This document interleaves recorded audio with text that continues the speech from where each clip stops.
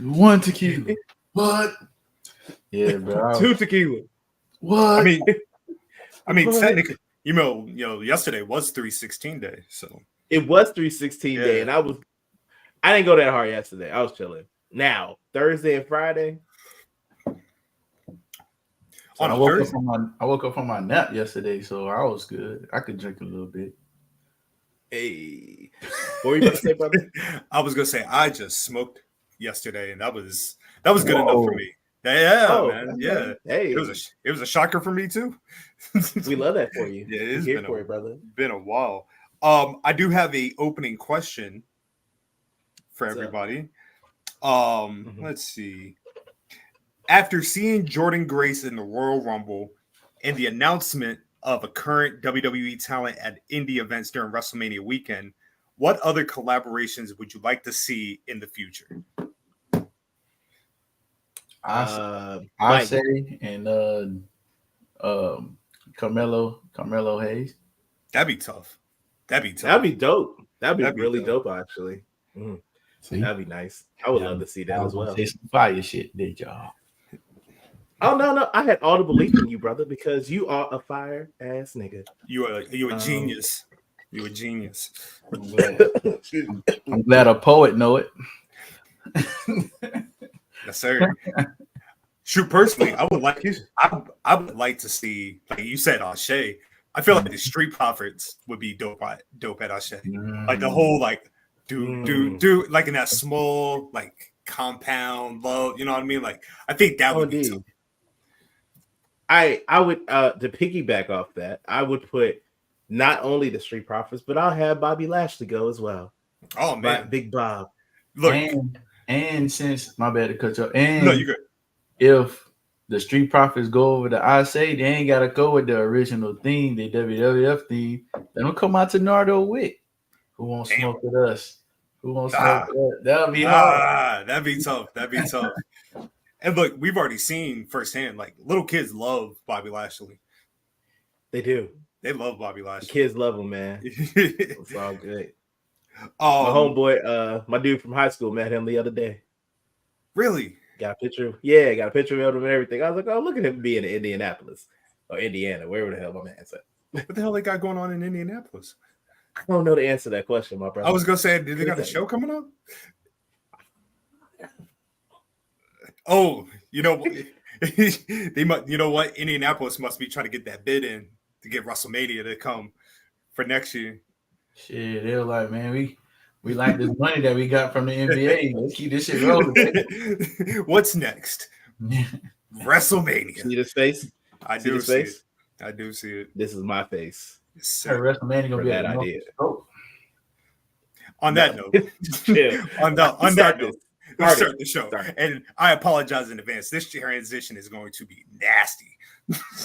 That's fine.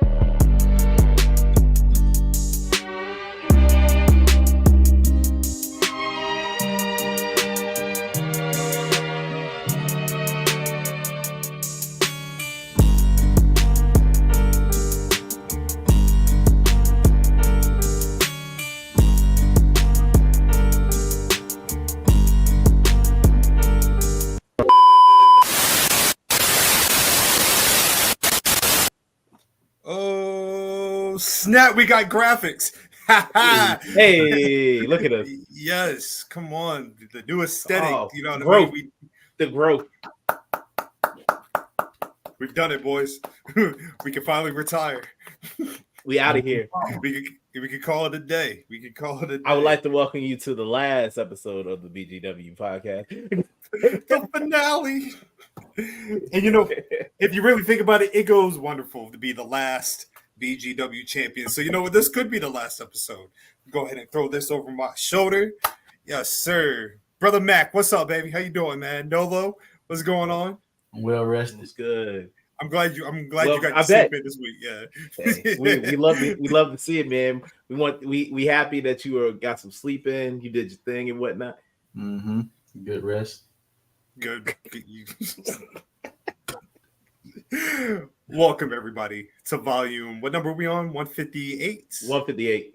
Hey, 158 Ready for the BGW. 158. Yes, we've Almost to 160. I think we could. Yeah. Can we do 200 by the end of the year? Can we do it? The pace we've What been is it, on, the March? most consistent we've It's been. March. I think we can do it. That's 32 episodes. I mean, is it possible? Sure.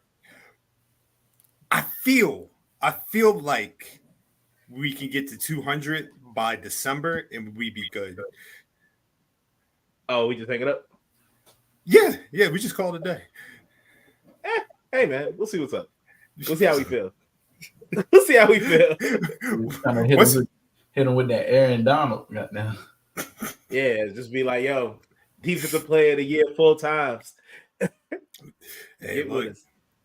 But coming in first, it is your greatest BGW predictions champion of all time, the absolute legendary poet, Scotland Underwood.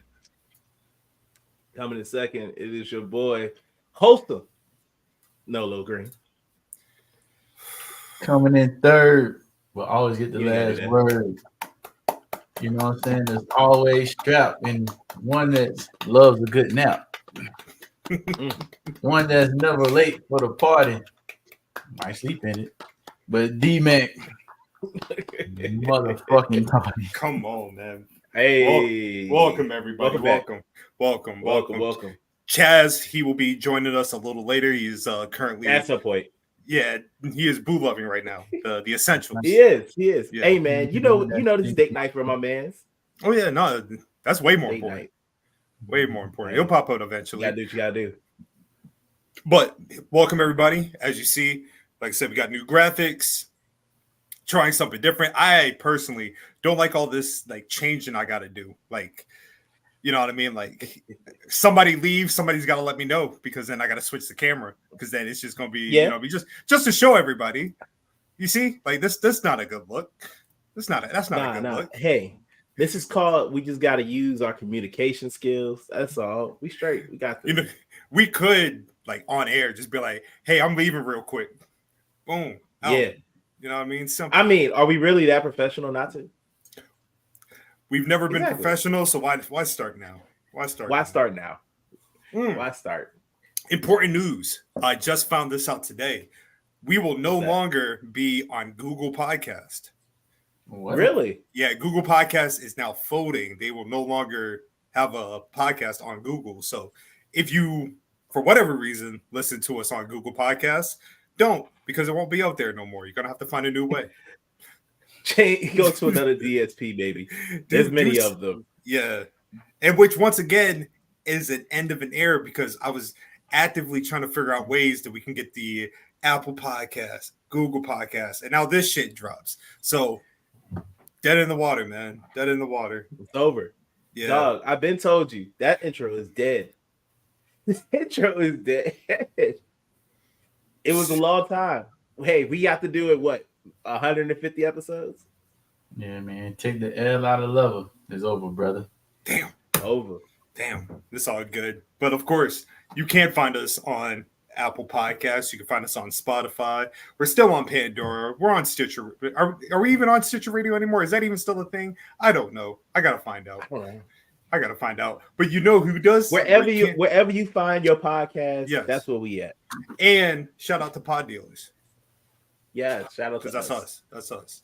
Yeah. But gentlemen, let's not waste no more time. We got a lot to talk about, a lot to break down, a lot of wrestling that took place this week. But we got to start with big business, AEW. You know what I mean? Mercedes. Oh, shit. See, this is what I'm Nah, talking it's about. all good, baby. This is what I'm It talking about. goes See, away. this is what I'm It goes talking away. about. It's fine. It's It goes away. This is We what just I'm have to let talking it rock. Roll with the punches. Roll with it. But Mercedes Moné officially Do what Francis all didn't elite. do. Are we? Damn, we ain't got to take a blow like that. Mercedes Moné officially all Yes. elite. Finally, the wait is over. She's now made her debut. I guess let's start with the presentation. You know what I mean? Big crowd in Boston. You know what I mean? And then Symphony Number 9 starts playing, and you actually had people thinking they were like, oh, they're jacking Imperial. Come on, dog. Come on. Nah, man. First of all, what's that Drake called? Eminent domain? Not eminent domain. What is it? What is this shit called? When everybody can use it. Public domain. Yeah. Like the graduation song, nigga. Yeah. Yeah. That's not my anybody can use it. Yeah, I ain't gonna lie though. My graduation, I was in that bitch. Oh yeah. Oh, of course. because it's not the graduation song, it's the Macho Man song. Right. You know what I mean? Yes. Randy Savage, baby. But how do like theme wise, I thought the shit was fire. Like you know what I mean? I think the presentation, like, it gives people love to be a part of the show. So them chanting CEO, CEO, you know what I mean? Like, it incorporates a main event player, because once you get the crowd rocking with the theme, you good to go, right? Mm-hmm. But other than that, did you guys have any thoughts on the song? Is it what you expected? Could have been better? So you know how I feel about the New Japan theme. It really wasn't my favorite. I mean, I understand it had a lot of people enjoyed it. It just wasn't my thing, and I couldn't wait till we got a new theme. So when she came out and it was something new, I was excited. I still loved it. I love this new one though. I thought they did a really good job. Apparently that's her up there. So hey, so we good. I don't like it. I like the CEO. I like the crowd participation.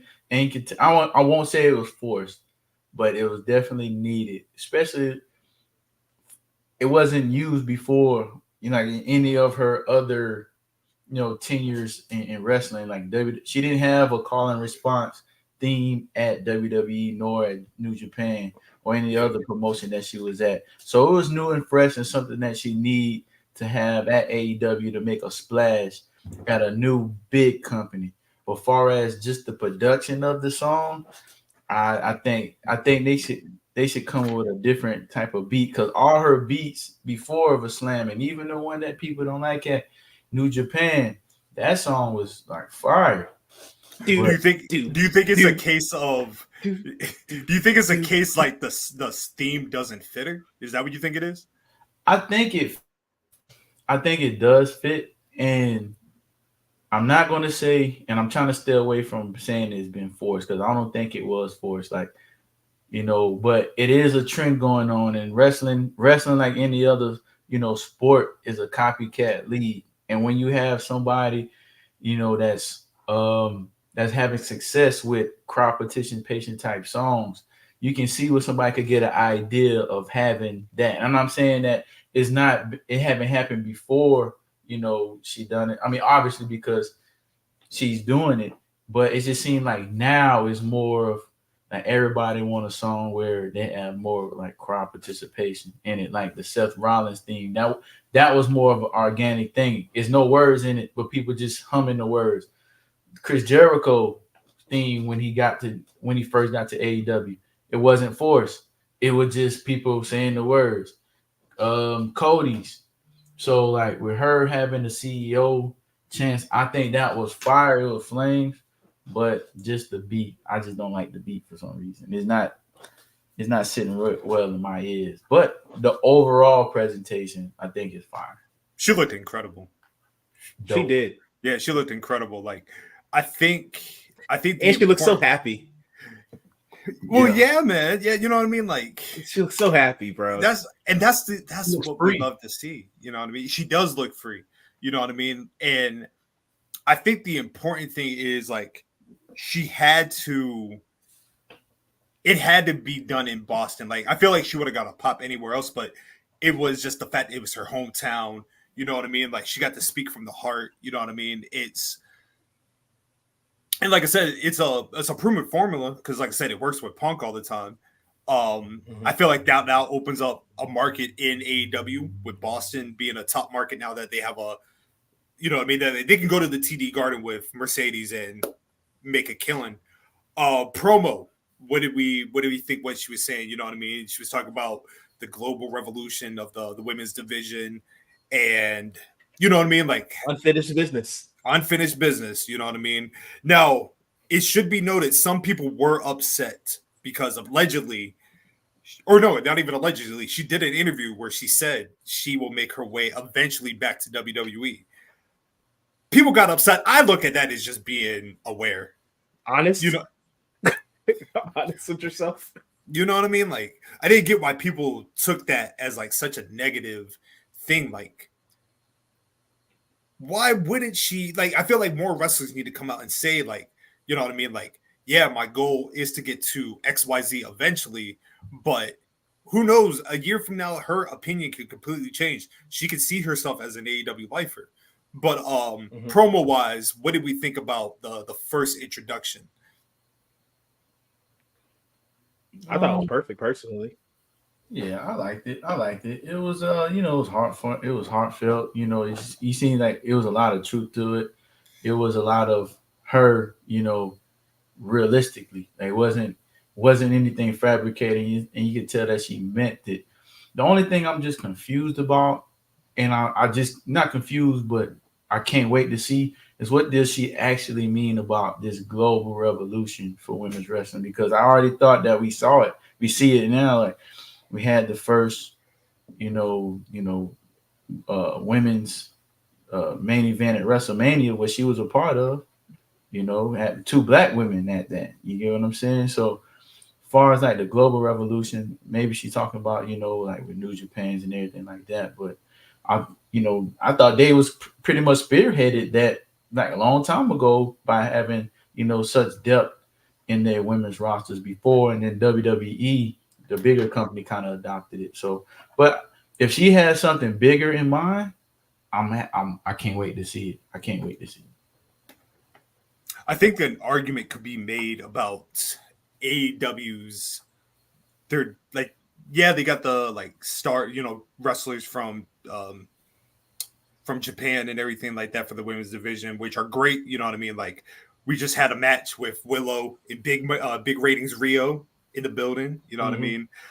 And obviously they've now opened up a door with Stardom potentially coming in, but I don't think from a women's aspect they've tapped in globally what they can do. You know what I mean? Like, and I think Mercedes is the needle mover to make that happen. Like, you now can have Mercedes go to Mexico, CMLL, you know what I mean? Like, you can go, like, the talent that they got in England, the talent that they got in Australia, you know what I mean? Like, I feel like it opens the door to more wrestlers coming into the promotion.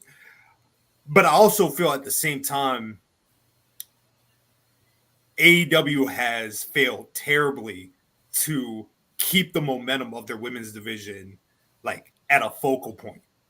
I feel like that's not absurd to say. It's not, and I was having. That's why I was confused. It's like, if you want to start the women's revolution, right? Why would you start it there? Not the women's revolution, but the global revolution, that she would say. Why would you start at AEW, where like they women's division kind of depleted, and they had a stacked roster? Now, I'm not gonna say depleted, but they're not showing a good focal point on it.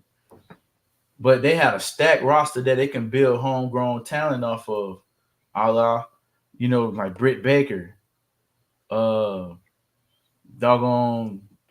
Thank you, brother. Jade Cargill. Appreciate you. Like Jade Cargill, like a lot of homegrown talent they could have had over there to have like a equal impact in the wrestling division as a WWE. Now, well, I see what I agree with her, and I will hope her go to WWE to have that global impact because you don't have to go to a different promotion to have a global impact with WWE because they just had a major pay per view in Australia, and I'm pretty sure. And I'm pretty sure they're gonna go to other countries as well to have their own talent to be a global impact. Even one of their main champions from Japan right now, and I'm pretty sure they're gonna have a program just like they did with the Beast in the East with Brock Lesnar and Kofi, where now they can do something like that with Sky. So wow, like it's still that's why I'm kind of trying to figure out what she mean by that. I mean, obviously, I understand what you're saying because WWE number one, but WWE usually it's they have a reputation of not letting the talent go over and do other stuff for companies. So it's kind of hard to make a global exploration when you don't have the chance to do so. So that's why in AEW she has way more of a chance to do it. Also, she has the cachet to get it over because she is definitely one of the biggest stars, definitely the biggest women's star they ever signed by far. And I feel like they'll have to make her like a priority if they actually want to like keep her. So her ideas have to go further. Let me ask you, like, going back into like, I guess, like, and I agree, like, she's without question the biggest women's star that they have signed. But I kind of think, like, why did it have to wait until it was Mercedes Moné to come in to make it the division that it needs to be? Like, going back to our conversations we've had about Athena, like, you could have built your women's division around Athena. You know what I mean? Best women's wrestler in the world. You know what I mean? Like, have her going against like all these people from all over the world. And yeah, while Athena might not have the marketability of a Mercedes Moné, that ultimately comes down to also the company pushing you towards that. You know what I mean? Mm-hmm. Like, and that's no knock on Mercedes. Like, I'm very happy that Mercedes is in the position that she's in. Like, the fact that we can get up here and say that a black woman has the one of the highest contracts in pro wrestling today, it's fucking great, right? But why wasn't the emphasis put on an Athena? How come the emphasis wasn't put on, like, how didn't we give this ball to Willow? Why didn't we give this ball to Jamie Hayter when, you know what I mean, when she was wrestling? It just with AEW sometimes, like, for me, I gotta see like it's about 6 months. I gotta see what they're doing in 6 months to see if this still holds up. I will give them props. Like, we are seeing more segments, you know what I mean? We are seeing more matches. We just had I think it was on Collision. No, it was on Rampage. Queen Aminata explaining why she's not on TV. She's in Ring of Honor. Mm-hmm. You know what I mean? Doing the Ring of Honor World Television Title Tournament. You know what I mean? Like, I feel like we wouldn't have saw that previously. But I guess for me, I just want to see where this goes. And can Tony Khan sustain it for the viewing audience? I guess I got belief because I believe in Mercedes because she ain't missed yet. So if you're going to give her all this backing and all this, like, she has everything she needs, she's going to have it, I believe. I think they just have to execute it, which I actually have some type of faith in. Yeah, and I think the whole company does. Well, from what I read an article with like Matt Hardy in explaining about, how they're going to use Mercedes as in a way of for casual fans to get drawn into AEW, where like if they flipping the channel and they see Mercedes Moné, they may stop and say, "Oh, that's Sasha Banks" or somebody like that, and they'll stop and watch it. My only gripe is how they're going to utilize that, because I feel like a person like, and I hate to go back to somebody that's not there anymore, but aesthetically, if I'm flipping through the channels and I'm a casual wrestling fan that like wrestling, that's not into it a lot, and I seen somebody with a belt on like a Jade Cargill, like just aesthetically, just looking at that is like, wow, like what is this? Or somebody like a Willow Nightingale, like, wow, what is this? I still might stop and watch it if you're trying to get that casual wrestling fan to get drawn in, because I don't think, even though she does have some crossover appeal and she's been on Marvel, right? No, She did a little something with Marvel, but Star right. Wars, the Star Mandalorian, Wars, Star Wars, yeah, Mandalorian, and all that type of stuff. Yeah, she has done stuff like that, but will that still carry over to like somebody that's? Will you stop the channel to see her, particularly because of the name, or what? Because I don't think, and I might get beat up in the comments about it, but so what? I don't think she has that crossover, that mainstream crossover appeal yet. I think she has the potential for it, but I don't think she quite got there yet. Buddy, we cooking. Let's get it. Let's go, brother. Let's go. I know you don't pay attention to New Japan like that. I know you don't, but you do know that she sold out a whole show by her name alone, right? Like, won't even a match for real. We just knew she was gonna be there. But you know what? To play devil's advocate on that, that's a niche audience, right? Like that's a niche audience. I see what he's saying from like the mainstream appeal. Like for a casual fan, you do have to, if you don't watch wrestling on the regular, it's a whole matter of you flipping the channel. What can we do to make the casual fan stop and watch what we're doing? I think Mercedes is that mainstream appeal. Like she's a beautiful woman, you know what I mean? Like from a visual standpoint, she does make people stop and see what they're doing. Right. Mm-hmm. I agree. They did not capitalize on Jade Cargill the way that they probably should have. Like Jade Cargill, from a visual standpoint, like turns heads. But that's where you kind of got to, AEW has to figure out, like, who exactly are you appealing for? Are you a company that's merely focused on the wrestling aspect, right? Brian Danielson just did an interview where he said great professional wrestling will make people watch. I don't know if that's true or not, but, and you know what I mean? Like, you can appreciate a good match, but if you're a casual fan, you don't really know what you're watching. So does that necessarily count? I don't know, like, man, like you said before, with her being, like, having that New Japan being that niche crowd, I don't know if that could carry over to like the mainstream, because like even casual wrestling fans, and I could be guilty with it myself.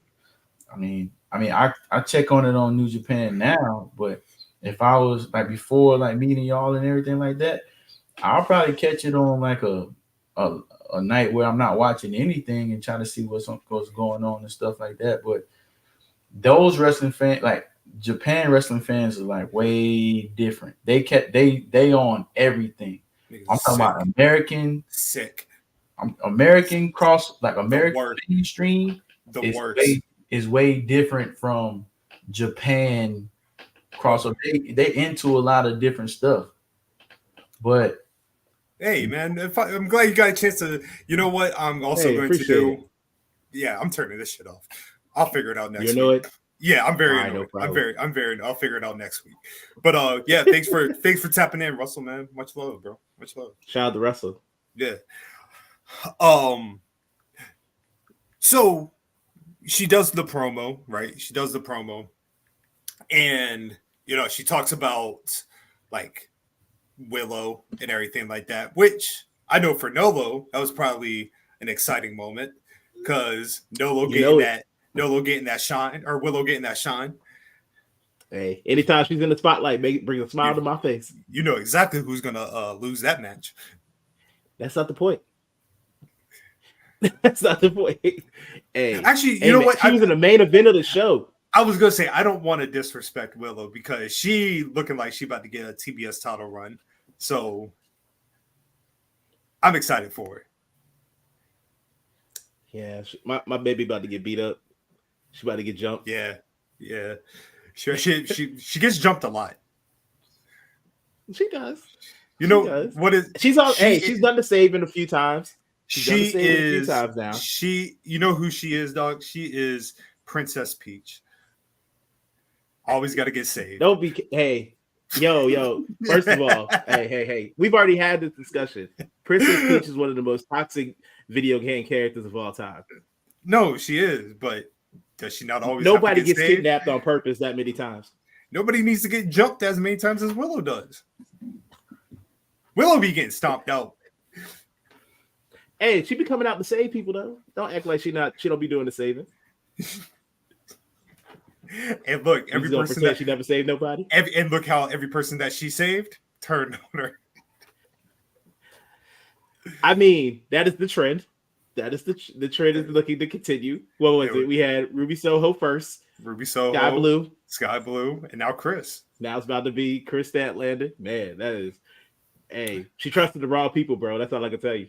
I will say this about Mercedes, especially going to the not my baby out here being naive. That's crazy. Hey. We are not naive. Let my co-conspirator talk. We are not naive on this team. No, so let me ask you.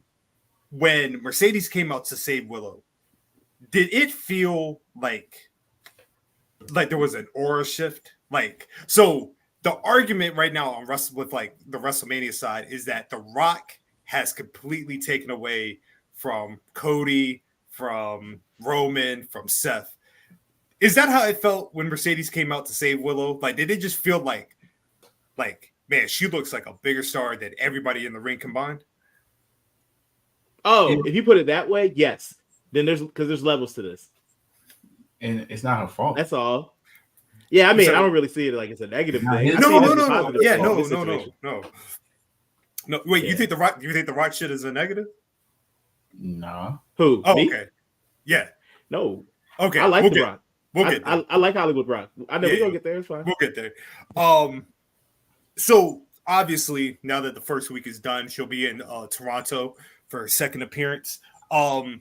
What do we do? Like, what's the first thing that we do with Mercedes? Like, I saw some people saying her and Serena Deeb that'd be a good first feud, kind of get it acclimated. Does Mercedes Moné headline AEW Dynasty? If I were them, I would do that. Yeah, she the best thing smoking right now. Use that momentum. Okay. Yeah. I mean, you paying for it. Might as well. I mean, hey, we might even get 3 women's matches on that card. Watch. This was the 3 women's matches that I would do. Okay. Personally. Because Chris Statlander is gonna turn on my baby. So Willow and Chris. I would do. Dang. All right, so I forgot the other one, but I would definitely do Mercedes and Sky Blue. Not Sky Blue. Julia Hart. Okay. TBS title, baby. Okay. Wait, Mercedes goes for the TBS title? Yeah. You want her going for the TV to the WCW television title right away? Why not? She not a mid-card title holder, man. She a main eventer. She's a main eventer. So wait, I feel like putting a star as big as her with that title would bring more significance to that title. So the wrestler makes the title. You don't even have hope that Willow wins the TBS title. I see you play. I see you. No. Let's go. Let's move on to the next. She's gonna beat her again. That's the way it's gonna come back to it. Because she got to get this Chris Statlander thing out the way. Willow not beating Mercedes. Why not? At any point this year, she's not beating Mercedes. She probably won't be. Why would she beat? Why? Like, why? Wait, from a storyline unfinished business. What reason why Willow defeat Mercedes a second time? Give her that push, dog. Skyrocket. Make her a bigger star. You see how quickly that she like raised their hand when she came out to save her? You see, come on, man. These are the type of booking decisions why AEW just be giving up. They might let us draw. They're gonna probably just draw. That's what they've been doing lately, and have a trilogy and just let Bianca win that like that. But I don't see Bianca. I mean, not Bianca. I'm sorry. Mercedes. I don't see Mercedes losing anytime soon. If anything, I can't see Mercedes losing this year. From a stamp, it just doesn't make sense. You know what I mean? But I'm trying to be hopeful, dog. I know you are, man, and somebody appreciates it. Wrestling fans like you that makes this whole thing difficult. I'll be putting up those hopes and wishes out there, changing the whole part. Y'all not satisfied or what? Y'all got something is like, oh, now I want something different. Cody Franklin. I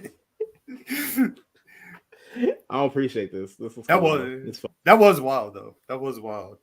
Hey, I was trying to bring it around. You got exactly what you Now, hey, you see this? You don't want it no more. I was trying to add a little razzle dazzle, and then y'all was like, "Nah, man, because it was terrible. It was terrible. We can't even lie. It sucked. But transitioning I love y'all too. Love. Transitioning to Mercedes, right? WWE has now lost the bids between Mercedes, Okada, and Will Ospreay. Did WWE fumble this? Did they fumble, or is WWE looking at a different picture than what people probably putting out there?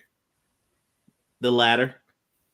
Yeah, it's way latter, bro. I'm about to say, because honestly, if they wanted to spend the money, obviously they could have spent the money. Mm-hmm. In my opinion, the only person they fumbled out of those three is Mercedes. Yeah. Yes. My opinion. Right. Because if you get the other two dudes, it'd be a stacked ass NXT roster. Come on, bro. So number one, Okada is hilarious with the Elite. I think he fits perfect. He's perfect with them. Like when he made them sing, when he sing happy birthday to Matthew. Then my man said, "Sing it, come on, son!" Like that's great. Will is perfect for AEW. Like Will is like he's perfect for AEW. I saw that Triple H. They said Triple H offered him a low deal. Mm-hmm. Hey man, if we go off the opinion, look at it this way. If we go off the opinion of a lot of people, like a lot of like legends, wrestling legends, the first time they saw Will Ospreay ever wrestle was at this last pay-per-view. They was like, they've never seen him wrestle before. They've heard about him, but they've never seen him. And they was like, oh, he's nice. Mm-hmm. Maybe they just of the opinion, like, it is what it is. Do you think it's a matter of like, I think people look at like the whole concept of like a free agent and like what they can do for the company, right? Not even acknowledging the fact that we're in WrestleMania time. Not only that, we're in probably the most stacked Mania time going right now. You expect them to rework their entire structure of plans for Will Ospreay, and that's no knock on Will or anything like that, but like, are we really expected to shift like Seth Rollins pivoting from CM Punk to Drew McIntyre? But we got to slot Will Ospreay in. Yeah, man, WWE dealing with a handful of spades already. Like they got to figure out what they're gonna do with LA Knight. You get what I'm saying? And to touch on LA Knight too, about like the Will Ospreay deal. Look, LA Knight took a low ball deal too, and look what he's doing with it. I'm pretty sure when it's time for renegotiation time, he's gonna get everything, especially that Slim Jim money. So he took a bet on himself, and he about to cash in. So that's on. It was smart business for Will to take the bigger money, but also you gotta look at the return on investment too. Can I answer a question? Ask a question. Yeah, go ahead. who do you think was a better wrestler or a better draw at the time that they were trying to sign with WWE? LA Knight or him or Ospreay? Good, yeah, Ospreay definitely. Okay. Wait, hold on. Repeat the question one more time. I said, who do you think was a better draw, a bigger draw, and like at the time of them signing with, if they at the time that they wanted to sign with WWE, like negotiation, like who was the bigger draw out of those two during their times? It was Ospreay. Yeah, that's all. It was Ospreay. Yeah, it was Ospreay. Yeah, but at the same time too, I'm pretty sure they probably ain't offer nothing nowhere close to LA Knight's deal. I think LA Knight they said they offered him like 60,000, something like that. Yeah, I make more than him. You know what I'm saying?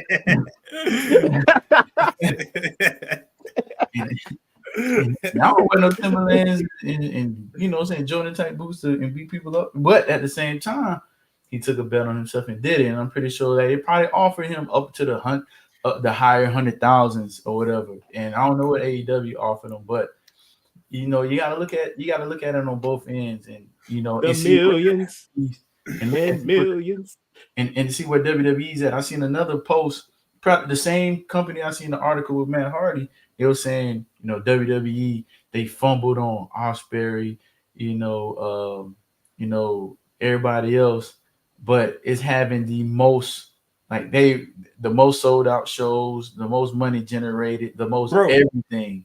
They just hit their 8th consecutive sold out for a SmackDown. Like, we in a different period with WWE. Like, it's becoming so much to a point, right, that you are starting to see more I've seen more people on the timeline that don't have nothing to do with wrestling bring up wrestling, but like they're not bringing up AEW, they're bringing up WWE, right? Mm-hmm.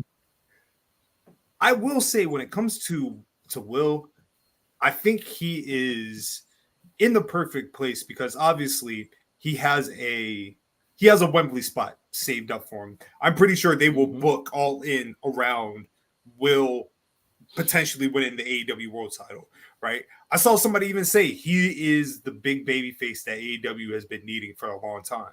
Right. I don't feel like you wouldn't have gotten that had he went to WWE.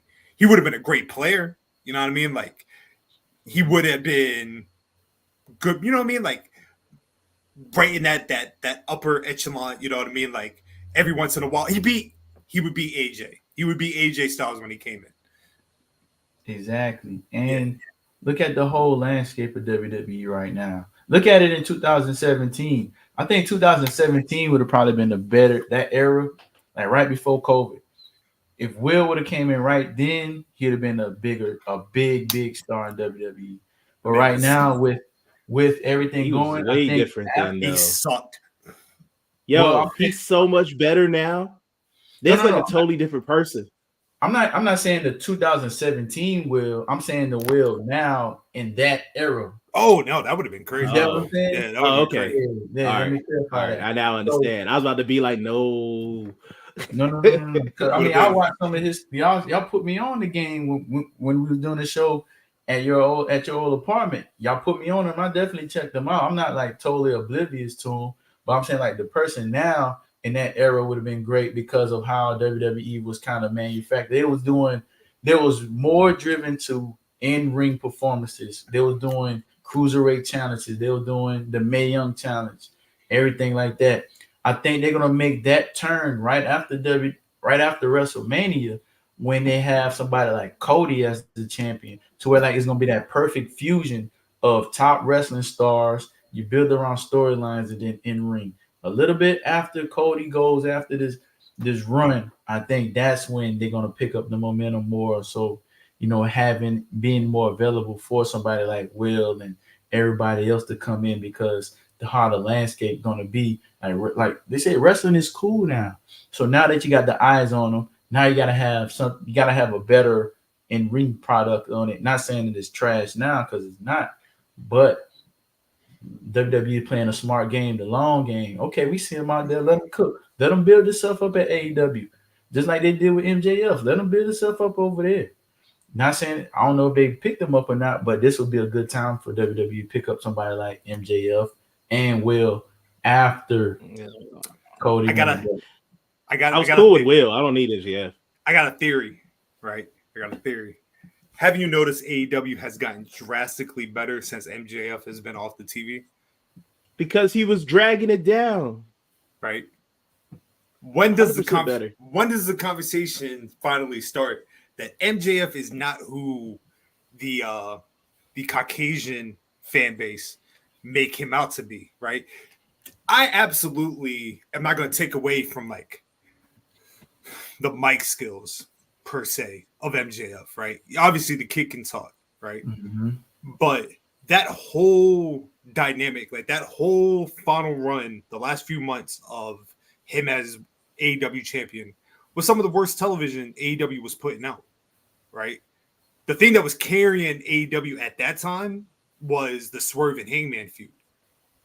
And now we've entered a new era of AEW. You have Mercedes Moné, you have Will Ospreay, you have Kazuchika Okada, Swerve, you know what I mean? Like you have, but in my opinion, you got legitimate stars, right? You got legitimate stars that make it worth watching. I don't think you don't need an MJF in WWE when you have an LA Knight.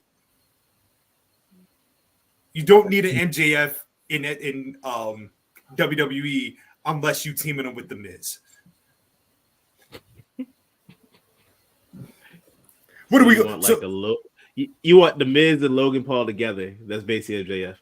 You don't need MJF because you got Logan Paul. You know what I mean? Like I agree. That's what I'm saying. Like I don't need a real I'm not even going. I'm not going to hate on my man's. I'm not going to hate on my man's wrestling skills because I mean his matches are. I'm like I'd be hating saying that they weren't entertaining and they weren't like good. He does have like some bangers with some people, but the last like run.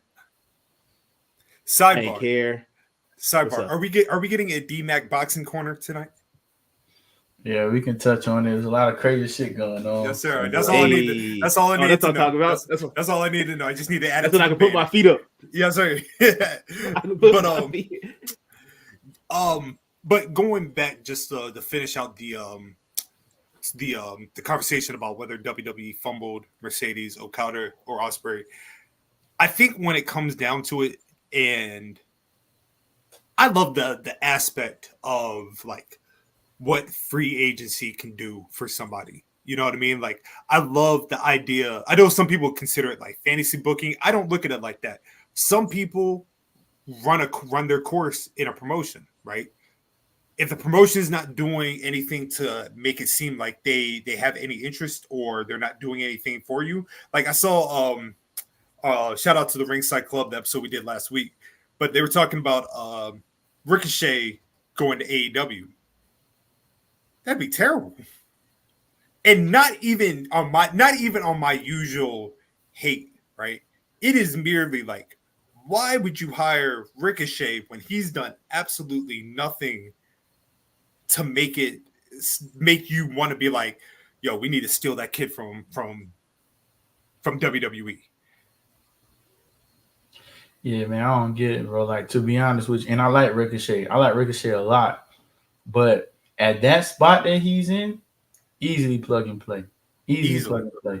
Because even within their own roster, like Apollo Crews, whatever politicking Apollo Crews needed to do around that time when he was building up steam and stuff, he should have been doing the same thing Ricochet was doing, because you could have easily plugged him right there with a better, and I think he has a better in-ring performance than he's not a better in-ring performance than Ricochet, but what the product of WWE have, because he's a slow down wrestler. He has the power effect. He can change his in-ring style to have a heel type run. If Ricochet was to go heel, we're not seeing that flippity dippity shit. We're not seeing it. It's not possible. Do you know what? Maybe one or two, but I don't know if you brothers saw, but there was a clip going around last week. It was him and Samantha Irvin. They're walking to their car, and somebody was like, "Do a backflip," and this nigga done it, which already told me, I was like, "You that like people control you? That's what you know what I mean? Like if I tell you to jump, that's what you're going to do." You gonna do a backflip? How high? He likes to be like he wants to be liked. And then one thing that I would do if I was gonna fix Ricochet in like WWE, termination. I'd put him with a man. That's fucked up. I would have gave him a manager so quick, like, yo, we gonna fix this right now. You got everything else. Hold you on. Just gotta get you out so of here. hold on. All right. So realistically, who would you have put with Ricochet to MVP? That would have been terrible. That would have been terrible. So. I think so. Because I think he would have helped him out. I honestly think he would have helped him out, like with even every aspect that I think Ricochet is lacking in. I feel like MVP could help him out. You know, honestly, who would have been perfect for it? Lio Rush. Who's that? I agree with that too. Lio Rush would have been there. Yeah, Lio Rush would have been perfect because Lio Rush Ricochet. Right? Shit. Even if you put the mask back on him and you made him Prince Puma, that was the only time Ricochet was ever interesting to me. But the fact that we've talked about, I know y'all light skinned dudes don't really be fucking with each other no more since Christopher Williams had left the scene, bro. It's like I see this weird shift since it's like it gotta be one. You know what I'm saying? Drake is y'all one, and that's the only one y'all respect. Drake's not everybody. This man said it's Highlander. It's Highlander with y'all. Yeah, like it's like what the fuck, bro? Like, why you don't respect this man? That Jet Li movie was called The One, wasn't it? It was. Yeah. Great movie. Okay. Great movie. It was a great movie. Great movie. I don't know, man. It's just one of those things you can't even explain. It's just like an eternal hate. Like how like we only got one light skinned dude on our game. So you know how sometimes when black men get in a room, like egos start to get in the way, and like you start sizing somebody up. Mm-hmm. That's how it be. I've never met Ricochet. I never want to meet him. Hey, Ricochet, that's only Scotland's opinions. Hey, if you want to join the show, brother, and come fuck with us, hey, look, you more than welcome. I got you, dog. We'll put Scotland on the bench that day. We'll be like, hey man, just take a break. Take a break. Yeah, no, I mean, hey, the you two got an opportunity to interview D'Lo Brown. I have nothing but faith that y'all would kill the interview. Just do not have my name attached to it. That's crazy. The whole show will be D-Mac Boxing Corner with a wrestler. What you talking about? I'm here with you, bro. I'm here with you. But anyway, going on to NXT. And Love Jones, I'm dead. That's fine.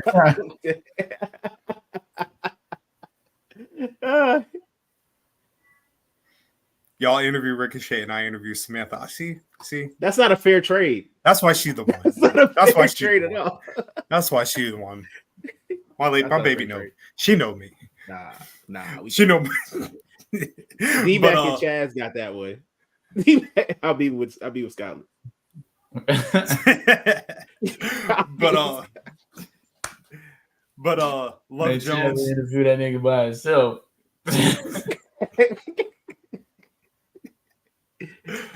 But NXT, the Love Jones edition popped up this past Tuesday. Trick Williams popped up, you know what I mean? Kind of what I probably felt was his best promo he's done. Like it. So I told Nolo in a message that watching it, and I hate when people be like, "Oh, don't compare him." You know what I mean? Don't compare him to XYZ. You know, let him be the first Trick. First of all, calm down. Relax. You know what I mean? Sometimes you got to throw a comparison for people that just, you know what I mean, to really, really hit it home. Context. Right? Context is king. Context. Yes. Yes. I told Nolo that Trick felt a lot of like The Rock in 2000, like just the vibe, the coolness, you know what I mean? Like, you know what I mean? Pulling some shorty on his arm and kissing her. You know what I mean? Like, it was very much like he feels like somebody being groomed to be the next big face of the company. And he hasn't failed in any aspect, right? Obviously the thing, him kissing Lash, that drew big viral moment? You know what I mean? Did you like them adding Love. that Black Love? Black Love. Black Love, baby. I don't know what. I don't know what I was doing Tuesday while I wasn't watching, but when I woke up on Wednesday and I just saw it, I saw you went viral on your tweet that it ended with an ass whooping and Black Love. I was like, oh, what happened? It was beautiful, man. Yeah. Oh, did you like? Great. Did you like that aspect? Adding that element to Trick. So I'm not gonna lie to you. So when he was out there doing his promo, he was killing it. And then I heard Metaphor's music come on, and I was like, "What the hell they doing?" Which I wasn't mad about because I love Metaphor. I just didn't expect them to come out. And they started talking, and he started beating them down, and it was wonderful. And then you just see him grab Lash, stare at her, then tug her down. I was like, "Oh, this is a beautiful thing. This is my wrestling. I don't understand. This is the highest rated show right now. Let's go." That and it adds a different element to the storyline, bro. Like anytime they would want to beat his ass, she gonna be like, y'all need to chill. That's Bay. That's Bay right there. So and like we all had like cool ass wrestlers that we seen before, but we ain't seen them like this damn cool. Like this nigga kissed the chick. Who's Shawn Michaels' kid? Sherry ugly ass? Like, I mean, God rest her soul. Oh my goodness. But I mean, she wasn't the baddest chick. You know what I mean? She was nice. But no offense to the family, whatever. But it is what it is, bro. Like this man over here, it adds a different layer to the cool, like Big Daddy Cool Diesel. We ain't see him do this. Like, you know, he could have done this, you know what I mean? But like now it's like, and it's coming to his own. Any big baby face that we had, we haven't seen him. We seen it try. We all seen it try. Like with I think Cena kissed somebody before, whatever. But it was different with Trick. It seemed authentic. It added an extra, extra swag to his character. I fucked with it because it's like, damn, I can see myself being this nigga. Case in point, right? You remember when The Rock kissed Trish Stratus? And everybody was like, as a kid, we were all like, this nigga kissed Trish Stratus. This is dope. Now we got Trick kissing not only a beautiful black woman, but just a black woman in general. You know what I mean? Like, there's no swirling around here, right? Black love. Black love. With that being said, there's too much positivity going on. I need Mello to beat him. I need some negativity in this story. Everything's happening too well, right? Everything's happening too well, right? I forgot. What did he post? What did he post afterwards? I totally forgot because I think it was like Ludacris from I forgot what movie it was from. Afterwards, I was like, I don't even know. He's hating. Hustle and Flow? Huh? Yeah, it was Hustle and Flow. It was right along with the whoop that trick, bro. Because number one, right? I think it's safe to say Trick has surpassed Mello, right? As a star power, yeah. Just I think he's surpassed him at everything, to be honest. Maybe not in everything. Not in ring work, but if I was that's where I was going to be like, dang, at everything. But I don't know, man. Trick got that Booker T, like a high intense Booker T style going on right now. But I mean, I know the wrestling fans gonna hate me compare, but it's sort of like when Shawn and Diesel, like Diesel's on the backseat, and then he had to do something to get himself, and then they both propelled at the same time. You know what I'm saying? Like Shawn kind of took a little backseat for a little brief moment, but it was needed because Trick needs that. Just like with the Street Profits, like I don't think Dawkins would ever get the same push that Trick get, even though he would need it. You know what I'm saying? As far as like to push up his star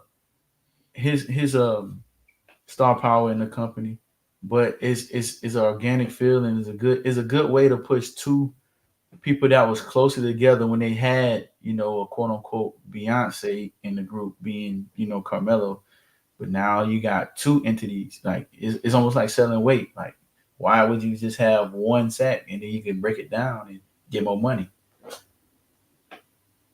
I wonder if even like this was like a long-term plan. Like I wonder when when they first paired them together, like they had the vision, like Trick was gonna get to the level of where he's at today. You know what I mean? Because to me, it's one of the best organic growths we've seen I feel like in wrestling, period, right? Which goes into like going back to saying like WWE fumbling XYZ. You can't call it a fumble when you have star makers in your roster, right? You got like stars just in the waiting. Yeah, you know what I mean? Like you build in cyborgs, right? Trick, without question, has an upside that I can't see them failing on. Going back, crowd participation. He has the look. You know what I mean? He was at a battle rap joint yesterday. He was. Looking to read. Oh, he was. I mean, he was. URL, bro. He looked like himself. Somebody tweeted. I wish I could find the tweet, but somebody was like, "Yo, the audio messing up." But there's a nigga behind Smack with a denim, like a cut off denim shirt and no t-shirt on, and everybody looked. They were like, "Yo, is that Trick?" There, my man was standing right behind Smack. Damn, I missed it, bro. They had Chad on that bitch too, with DNA, right? Yeah. Chad was up there too. He was actually rapping, won't he? Yeah, he was right. Yeah, she was battle rapping. Do you think Melo needs to beat Trick, or do you think it's imperative that Trick wins this match? You gotta give it a Trick. I think Trick should win the match, like at Stand and Deliver, but I want Melo to make his life a living hell until Stand and Deliver. That's more what I want. I want chaos. I want turmoil. It's that negativity, dog. I want the negativity raised all the way up. That's what I need. And then Trick gets his revenge and vengeance at Stand and Deliver. Negativity will get you far in life. It will help fuel you. It'll definitely help fuel you a little bit. Like you said earlier, bro, we had too much, positivity. And not saying that I like it, because like with the New Day coming in with like the black positivity and they'll never break up. I love that for that. That's great. But now if we want to get on an equal playing field and like black wrestlers, bro, we can go against each other, bro. There's nothing wrong with that. There's nothing wrong with that. Yeah. You know what I'm saying? We can make money. We can make money with each other going against each other too. Let's do it. On this episode of NXT, there was also a face-off between Dijak and Obafemi. And once again, going back to negativity, right? These are the type of matches I want to see. Like, I don't like you keep all that flippy shit to yourself. I want to see two, in the words of my man Big E, two big men bumping meat. Bumping meat. I feel you. Real quick. I gotta step off the pod real quick. I'll be right back. Oh nah, you good. Did you watch NXT by chance? I caught some clippings of it, brother.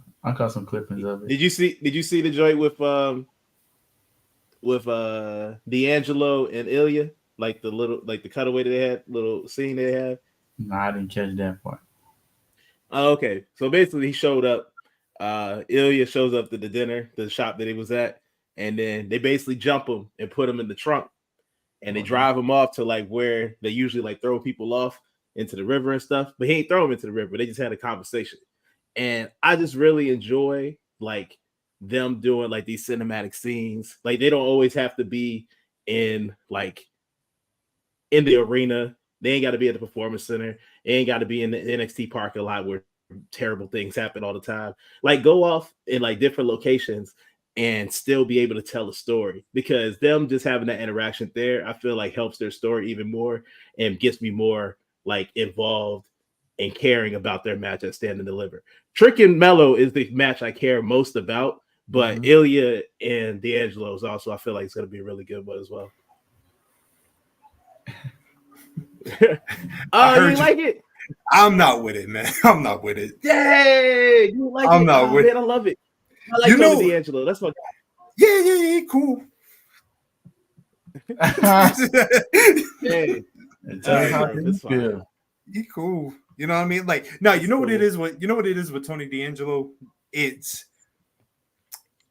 it maybe is just because I don't watch NXT on a regular like that, right? Like I kind of focus more so on like the main stories or like what the ladies are doing.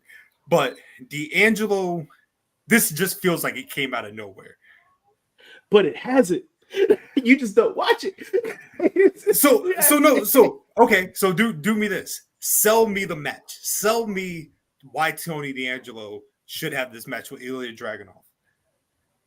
Okay, well, obviously, as he likes to do, he likes to insert himself into things because he inserted himself because it was supposed to be Melo and Ilya fighting one another, getting his shot, but then Tony D'Angelo inserted himself, and then Ilya was like, "Yeah, y'all two fight."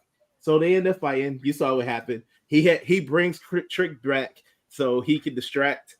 No, he didn't even distract. He just played the music, and they ended up beating him, and then he really brought him back. And then started whooping up on Melo.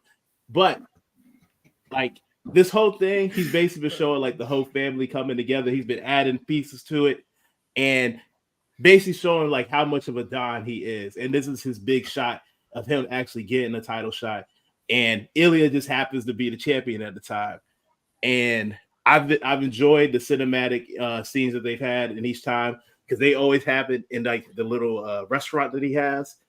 And I feel like every face-off or interaction that him and Ilya have has been money. And it gets me excited for the match, personally. Especially that last one, when usually he's like, yo, usually I throw people off this joint, but I'm showing you a proper respect. Okay. All right. Well, you put it like that. That's a good opening match. Not open match. Yeah. I'm not saying it should main event. By no means. Trick and Melo should main event. Even the women should go before it should go after them too. But I still think it's a good match. That's what I'm saying. Like I think it's a good championship match. You open Stand and Deliver with that because, and here's the thing: like Tony Angelo, he can go in the ring, right? And you already know that Dragunov. Ilya don't care. Dragunov thinks this is real. So start out hot, work your, start out hot, and then work your way to an even hotter main event. Mm-hmm. And I like the fact that they are going to those cinematic things the way that you describe it too, because they add more context to it. Like going back to the casual fan thing. Like I'm gonna go back and check that out because it's something more complex into like the wrestling, storylines that kind of made it still before where we kind of know, okay, somebody's going to do this. They team together, they backstab. Like, the regular wrestling format, which they don't have to definitely drift away from because it worked for centuries, right? Yeah. But, add a different layer on how to get there to it. You know what I'm saying? What's going on? Snap. We got Smiley in the building. What's Smiley? What's happening? What's up? What's happening? So, yeah, peace.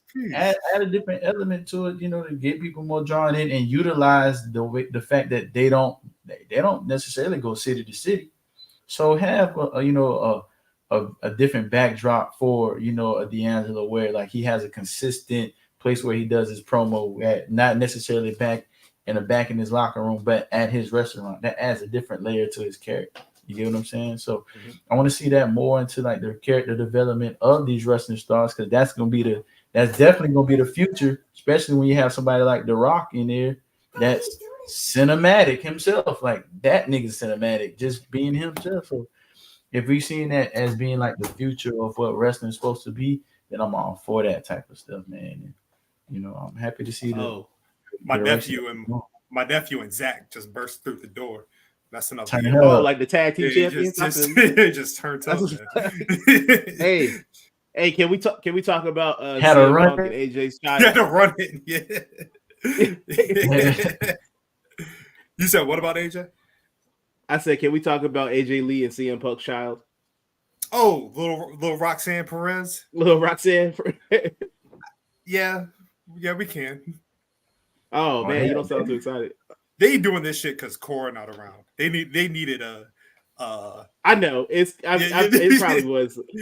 It probably was Cora's spot to be doing this, but hey, it's all good. I feel like she's doing her thing. I think it works. Yeah, it works for her being way more aggressive, and she has the proper reasoning to be aggressive about it and having a gripe. It's like they do this thing right where like Smiley, It's great. That's what I'm saying. It's great. Like obviously, I think with Roxanne, like with Cora, I had a hard time like believing it. Like she did the mean girl thing, you know what I mean? It's cool, whatever. With Roxanne legit looks like she insane. Like she is AJ Lee's daughter, right? You know what I mean? Who is she gearing up? Is about to be her and Taya, or not Taya, Lyra Valkyrie. Yeah. Yeah. I'm about to say that's who she beat up. Go ahead and put the title on her, man. Go ahead and put the title on her. I'll put the title back on. Yeah. Everybody just bursting in the room, dog. It's crazy. Hey, man. That's fine. Yeah, it's wild. You got hella run-ins. Yeah, hella run-ins. So going on, WrestleMania 40 is taking shape. You know what I mean? Cards coming together quite well. So I have the card right now. Obviously, we're not doing predictions, but just what's going on. Obviously, night one, Bloodline, Rock and Roman gets Cody and Seth. Yeah. It's a whole lot of violence with her. It is a whole lot of violence with her. First, what did y'all think of The Rock, the concert? I'm not gonna lie, I have not seen the concert yet. Mm-hmm. I have not seen The Rock concert. Damn, it's not exciting. I thought this. I feel you though. But what? So like, how was the concert? You know what I mean? Like, how did The Rock come across on Friday? Oh man. Damn, you ain't like it either? Nah, I ain't like the concert, bro. It kind of seemed. I thought he did all right. I mean, he did okay, but he was. I'm being nitpicky. You know, he was off beat. You know, early on, he kind of caught the beat later on with the his flow, with the how he was reciting or rapping, singing, whatever the fuck he was doing. But the bars kind of hit. The bars kind of hit a little bit, but you could tell he should have it was very, very, very. I don't remember him reading lyrics the last couple ones before he had. The mana wasn't strong, you know what I mean? That's all it was. Nah, but he took over. Like, he eventually made up for it to me. Like I'm not gonna say like that. The concert section alone, it really didn't do nothing for me. But he made up for it at the end.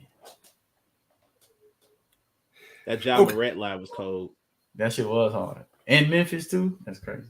In Memphis, yeah, right. Going back to what we originally were talking about earlier, about do you feel that The Rock has overshadowed like this whole story? He is The Rock, bro. Like what else you was gonna have? People, they naturally taking their place. Like you can even tell, like right now, Roman is I don't think he's doing it intentionally, but it's natural. I won't say he a beta male either. I'm not going to disrespect him. But like he's when the true alpha doggone silverback is in the room. Not the silverback. Y'all watch Animal Channel, bro. It'd be like it'd be Alpha A and Alpha B, and then when Alpha A come around, Alpha B just he kind of set aside and let Alpha 1 rock. So I don't think literally. So it's just The Rock. Like I don't think he's intentionally trying to do it, or if he is, it's gonna make a good swing for whoever's gonna take over and become that main person out of this whole storyline. But bro, it's The Rock, bro. Like what else people expect? Everybody wanted to see him. What you think was gonna happen, bro? It's only been it's been three big people that's on the Mount Rushmore that's been on TV that's could do that. You know what I'm saying? Rock and Stone Cold are two on that Rushmore, bro. Yeah, and you have a long extended storyline with somebody off the Mount Rushmore that still can actively wrestle. What else is going to happen? Like, he's the biggest thing. He's not even the biggest wrestler of all time. He's legit the biggest movie star right now. Like he can do whatever the fuck he want to do. What else you does this? How good that match gonna be? What the tag team match? Shit gonna be mid. Any match with The Rock involved. Hold on, right? Okay. Bell to bell, yeah, it's not going to be good, right? But that's not what's going to carry the match. The story is. This is literally Rock and Hogan, right? Yeah. Rock and Hogan as a match sucked. It was terrible. Right. Not good. Not good at all. But the crowd made that joint a 5-star level match, right? Mm-hmm. It's the same thing for that. First of all, the entrances alone are going to take up at least 45 minutes, right? Right. And just to stop you right there with the entrances, the new Rock entrance right now. Shit, phenomenal. No, I did see that. I did see that. That shit was tough. That is the most amazing Rock entrance like ever, dog. Like it's hard, bro. Hey. I watched it like 20 times. I ain't watched SmackDown until I watched it Saturday, and I didn't know that they was gonna do the Rock theme. I was like, or the Hollywood Rock theme. They got me. I was like, I'm back, baby. Because even when they did the new lightning thing and put the lightning on them, the little Bobby Lashley thing they trying with the Rock, it was kind of shaky at first. It was kind of shaky the first time they did it. I think they fine-tuned it with the mixture of the two themes that he has, and I think they found the perfect mix. Nice tweak. It flowed right together, and it's a good way of because he actually is a mixture of all the Rocks that we know with the final ball element to it, and I think that's like continuing on, because obviously we can do a whole deep dive on that tag team match. Jimmy Uso, finally official. We're getting brother versus brother. I'm very excited for this match. Jimmy's joint on Friday, superb. Oh, Chaz is flying. Oh, Chaz gonna make it. What happens first? Chaz gets on the show, or the show is over? The show is over. Nah, he'll make it. We still got some time. But Jimmy Uso, Jay Uso. Oh, what was your question, bro? What would you say? No. Oh, I was just saying, like, Jimmy's response on Friday, superb. Loved it. Hear me out, right? Okay. I think Jimmy should win this match. Mm-hmm. I 100% they got mileage. This is not the Hardy Boys. They actually don't suck, right? No, they're good. Yeah, they're great, right? Hey, you're the oldest brother until you are not you are forever the oldest brother, no matter how long it is. It's not a lie. It's not, bro. It's not a lie. And me having like a couple of my best friends are twins, and they go at this all the time, and they only like 30 seconds apart, but they have that element where like people think one of them is the bigger brother. Even like the Charlo twins. Even people think like shit, the one that weighs the more is he is the oldest, and he acts almost like the oldest too in certain aspects. So like twins had like them touching on that too. It's perfect. Perfect, dog. I saw a couple people. They were like, doing the corny shit that they do. Like, oh, I don't really want to watch a match where two guys with the same moveset do the exact same thing. How we know that? We haven't seen a lot of we haven't seen them a lot of single. We have seen them with a lot of single matches, but that's the thing, right? Each single match that they've been in with other people, they wrestle completely different. Mm-hmm. I would say Jimmy's more of the methodical, you know what I mean? Like, not technical, but like he has a little bit more of the brawling style. Right. Jimmy's more of the like he appeals to the crowd, so like you see more of the high impact moves, the kicks. To me, hey, come on, we're talking about like this is a match they both wanted. They're not gonna go into that. Yeah, this is not one of those things where they're gonna go in and half-ass it. Some of the best. Look, this is Brett and Owen, right? Mm-hmm. That's how I'm looking at it. It is going to be bell for bell an excellent match. I just need people to stop hating, man. Bro, they probably got this match. They probably had this match written the way they want to do it since they was 10 years old. They probably gonna do that match. It's gonna be a whole bunch of reverses and a whole bunch of shit where it's looking like they looking at a mirror. There's gonna be some fire shit going on. I'm excited. That man Jay said he wanted this match over actually winning a world title. So hey, I think they both gonna bring it, bro. And before we go to the next thing, too, going back to the person that said they don't want to see the same moveset against each other. We seen the same moveset with them together because they both wrestled face and both wrestled heel together. Now we're about to see one of them wrestle heel and one of them wrestle face. See, so that's totally different. That's why you're the genius, dog, because these niggas not seeing what you seeing. Man, they don't see the vision. They're not seeing. That's what I'm saying. I got a little mark right here. That's my third eye coming in, man. I'm right here, bro. See it. Right here. See it. Oh, my do-rag was too tight. Either way, but I don't know.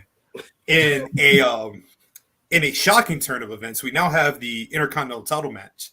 It will be Gunther versus Sami Zayn. And I want to say, you fickle ass sons of bitches, man. Y'all got Sami Zayn for months. Oh, we need Sami Zayn to do something that made it. We can't have Sami not lose a spot. This nigga got a high profile match, and then you gonna tell me that this should be Chad Gable? The fuck out of here, bro. Come on, man. Hey, come on. You know, hey, fickle. Would you say, Matt? Chad won me over. I wasn't really, trying to push for Sam. I mean, I do like Sammy, and I'm happy for the spot that he's in now. And I liked him as the Intercontinental champion when he was Intercontinental champion. But far as the way that Chad's been getting built up, man, I kind of wish that they would have gave that spot to Chad. You know why Chad not in this match? Because Chad a loser. Chaz, how many times has he lost to Gunther? How many times? Three times. Three, ain't it? Three. He did. The typical rule in combat sports is you lose to the champ. All right, cool. Build yourself back up. Then you probably get a rematch, right? You have the rematch. If you lose that, not saying you'll never get another title shot, but you really got to work your way back up. And the second fight has to be convincing enough that you have people wanting to. After you've lost the third time, nigga, you are no good. You cannot beat this man. Nothing that you do, no matter how many German suplexes you do, XYZ, you are not beating that man, right? But then on the flip side, you got people upsetting Sami Zayn. What are we doing here, bro? What are we doing? We acted like Sammy ain't had this story for years. Right. Like his road to redemption. This man tried to win a belt now. Right. And here's the thing. I'm not even 100% convinced Sammy win it. Nah. I don't think he's winning. Yeah. I personally don't think he's winning. I don't think his story is complete. I think he about to get lose again. Do you know what I want the theme of WrestleMania weekend to be? Negativity. Losers. Okay. I just losers and negativity. But it's the proper reward that Sammy deserved, bro. He from last WrestleMania to this one, he's been cooking. Like the people, like you say about the fickle fans and everything. His role in the storyline of what's going on now with the bloodline. Don't forget, he has something to do with that. Also, he has something to do with the Usos going against each other now. Like he broke them up. You know what I'm saying? Mm-hmm, so it's a proper reward. Always the white man. Colonizer, dog. Colonizer. He had a good role into that. So it's a great reward, basically he had a great year overall. It kind of simmered down towards Mania, and they putting him back really backed up, but he definitely deserved it. He lost a few times, and that's okay. Yeah, you get knocked down, build yourself back up, big dog. Hey, and look, when he takes that pin at Mania 40, it's all right. You know what I mean? It's okay. All right, we need something else. Gunther taking that title to Germany. We getting a title for title. Him and Cody in Germany. Ooh, that's what we getting, man. Yo, when is that card? I mean, when is that? That is the end of August. Okay. Yeah, that's the end of August. Okay. So, ladder match, 16 ladder match, Judgment Day. I think the qualifying matches start this week, if I'm not mistaken. Yeah. What you call it? What's my man's? What the Humberto and Angel won on Friday. Mm-hmm. Oh, they in it? Mm-hmm. No. They not in it. I don't think they in it. They are because they got different brackets and stuff. So the whatever you call the Tyler Bate and them's team, they won as well. So they're facing each other next week. Let me see. And then the winner of that gets the spot. Gets one. Okay. I thought, okay. I'm glad you clarified that because I thought it was already in. Yeah. Nah, they not in it. I will tell you what's going to be a moment for that weekend. R-Truth, because I know Awesome Truth. R-Truth climbing the ladder is going to get one of the biggest pops, I think, that entire weekend. So, are they going to do it like they did LA Knight, or is he actually going to complete it? No, I think he completes it. Okay, got it. They're gonna lose the next night. They're gonna lose the next night, but they're gonna. Oh, it's you. Sometimes, man. Sometimes we don't need a long reign. We just need a moment. You're right. Yeah, we just here for moments. Yeah, we just. That's all. Hey, moments is what we live for. You know who about to go stupid in this match if they get in it? The Creed brothers. Who's that? Oh, please! I haven't even seen them in a while. We need them back. The man Julius Creed. Mm-hmm. His big ass might do a 940 on that joint, man. I don't know. Yo, he's the one, dog. He's one of the ones. Did you see that Asuka is potentially injured? What?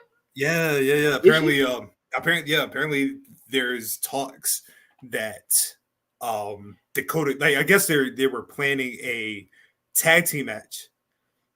Mm-hmm. But after what happened on Friday, Asuka was limping around really bad, so she might not be in the game, dog. She might not be in the game. Dang. Yeah. Oh, they about the New Day rules this? Dakota. Yeah, take a spot.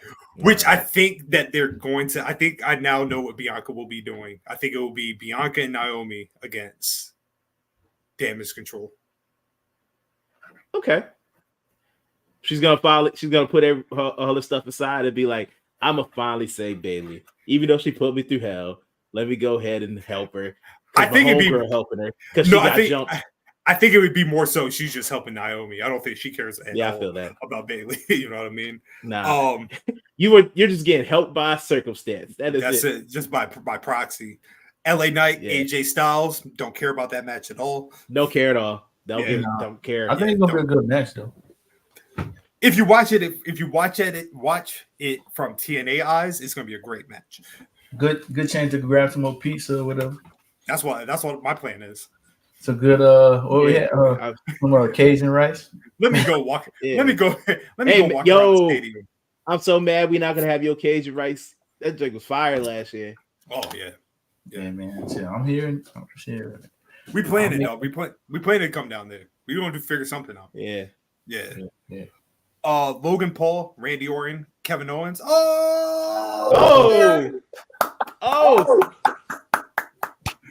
The late run-in. He made it. He made it. I'm glad you're here, man. We were just wrapping up. All right, well, listen, you can find me on Instagram. Chazzo B. Chazzo, what's up, man? Gang, what's up, brother? Gang. What's going on, y'all? Damn, Ron.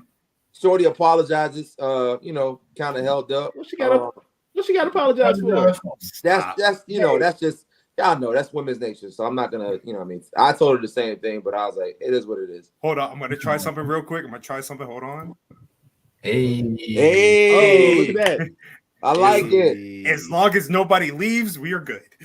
Oh yeah, I'm good. I'm good. I'm good. I'm here to the end. Oh damn, we got a comment.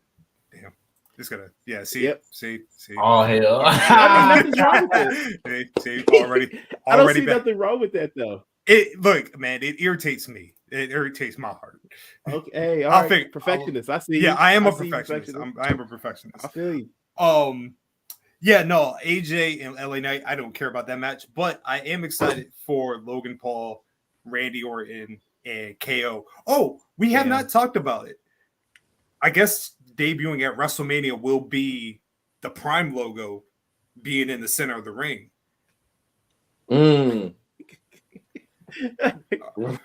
D-Mac Boxing Corner. We can touch on Prime later on too.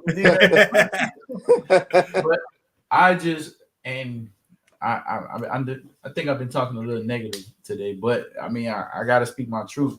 The only gripe I have with that is that I hope it's not the slick sticker. You know what I mean? Because I seen it in boxing. I seen it in boxing where like if it gives a little moisture on there, it can cause a little it could cause some little mishaps in the ring. So hopefully it's actually a part of the canvas and not a sticker that they put on the canvas. But I think it's dope. I think if they're the way that they're going, it adds more money to the sport. Like I didn't like the NBA adapting the sponsors on the uniform. I thought it was gonna make the product look cheap almost in a way. But also the things that we got from it is bigger deals. We got a lot of things that's going on in the NBA, and it doesn't look that bad. It's kind of tough seeing Mr. Beast on the jersey. You know what I'm saying? So I think it's dope. I think it's dope that they putting the Prime logo on there. But Prime, I don't give a damn. Prime? Chaz, what you think? Yeah, Mac touched on it. I think if they do it correctly,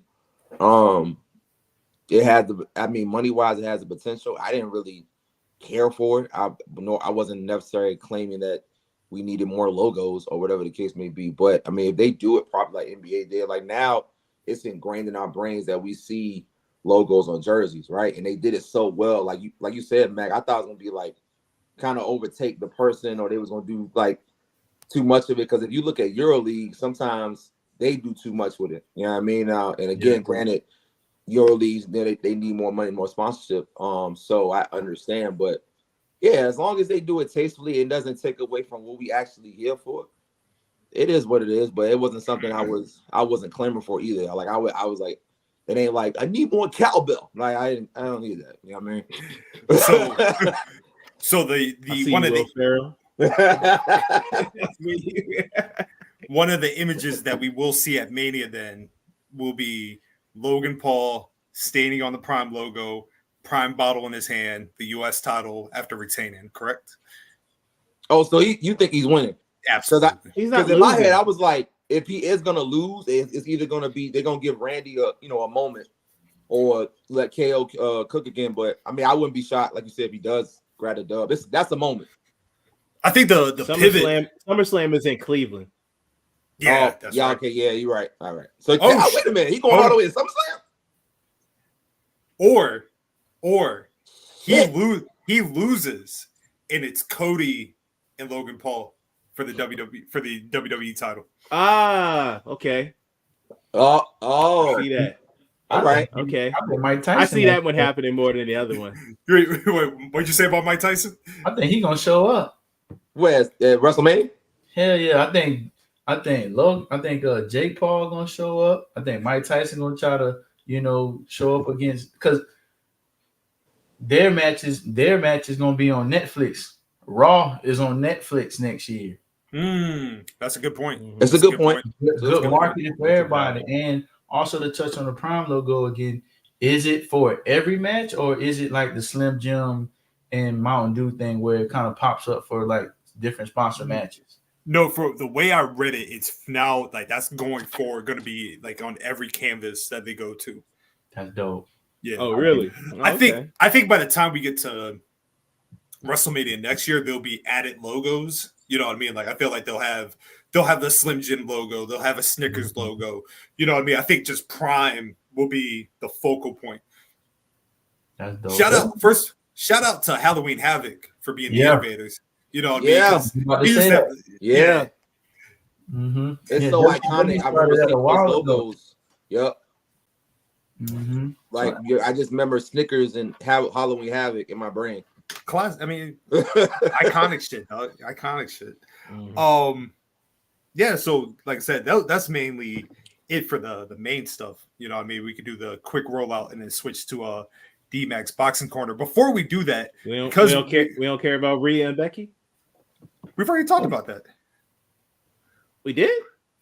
No, like, not today, but we've talked about it. You know what I mean? Like, oh, okay. Yeah, okay. I thought we were just running through everything. No, we covering like the new matches. We'll get to that. Oh, okay. We'll get to all that later. I got you. Before we switch to the quick rollout, because you weren't here earlier, Chaz, what did you think about Mercedes Moné's debut? Whoa! Whoa! Oh my goodness! Sound like a big choo-choo train. I was here for it. I mean, it was well done. I didn't think she was gonna open the show. I thought the whole segment was gonna be towards the end. So, but she opened and closed. You know what I mean? So, I mean, they did everything they needed to do for her. Again, at first I was like Mac when I heard the song. What the fuck is this shit? I was ready to get up and start dancing. I was waiting for. You thought it was the New Japan? Waiting for that. So that's gonna still take some time. I'm with the whole CEO shit, especially. I think Gresh had made an excellent point. Imagine hearing that shit when we get to Wembley. You know what I'm saying? So it's gonna be a CEO. Yeah. CEO. It's gonna be a moment, right? Proper as fuck. But I'm here for it. I thought the pop was good. It wasn't, obviously. People just can't help compare. She would have been in WWE, would have been bigger. Nigga, shut the fuck up. God damn, take one day off and just enjoy the fucking moment. You know what I mean? So, other than that, I was with it. Yes. Hey, man, this tribalism don't stop. Woo! Ever. I'm good, baby, brother. Can't stop, won't stop. And it's about to continue with the quick roll-up real quick, right? So, obviously, these are topics that we don't need to necessarily focus on, but just to go down the list. Shayna Baszler, Bloodsport, you know what I mean? WWE contracted star making her way into the GCW collective, which is wild to say, right? But if anybody's perfect to do it, it is Shayna Baszler. Shayna. Do you think this opens the door to more collaborations or like allowing more talent to do stuff outside of WWE? I would hope so. Yeah, I would like to think so. I mean, you've seen them. They have like little thing. They have like a little back and forth with TNA sometimes, with TNA stars come in there.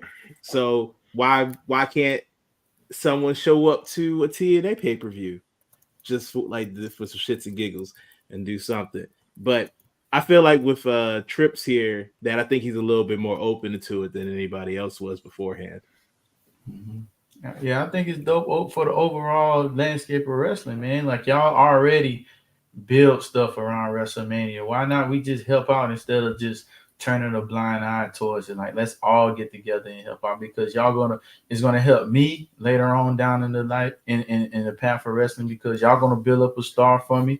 I don't necessarily have to use it. Like, NXT is a third promotional company now. That's just like it's still developmental, but it's still a third promotional company now, especially with where they're going with it. So now they can use other, independent companies and shed some light on it, and we can work together. Why not? More money for everybody. And it also shows that we the big brother, like we the big stick walking. You know what I mean? Like, we can help y'all. They don't hurt us. It don't hurt us at all. Oh, you need Shayna Baszler? Here you go, little nigga. Yeah, sure. Have at it. Oh, she won't do it nothing no way. Go for it. Got that right. Damn. Yeah. Damn. Bro. I mean, damn. How wholesome is this nigga? This nigga not wholesome. I don't understand what I'm being attacked for telling the truth. You would be better being called optimistic, though, not wholesome. I feel like it could be both. Yeah. Now, going on to the next topic of wholesomeness, we had a dream match last night on AEW Collision. Bryan Danielson versus Katsuyori Shibata. Right? Woo! That boys is cooking. From Chaz, you watched it back? Did you get a chance? No, to I see hadn't get it. It's on the list. I'm just planning on watching for sure. So just to put it in context of like how this match meant for me, in 2017, in the summer of 2017, Bryan Danielson was retired. Shibata was damn near dead. Both men never expected to wrestle again. And then they go out and they put on a beautiful 20-minute match of just pure wrestling, man. How can you know what I mean? Like those are the things about AEW I love. Like just the little dream matches. Now, selfishly, kind of wish they had done this match at Supercard of Honor. But you know, beggars can't be choosers. Can't win them all. Can't win them all. It's all good.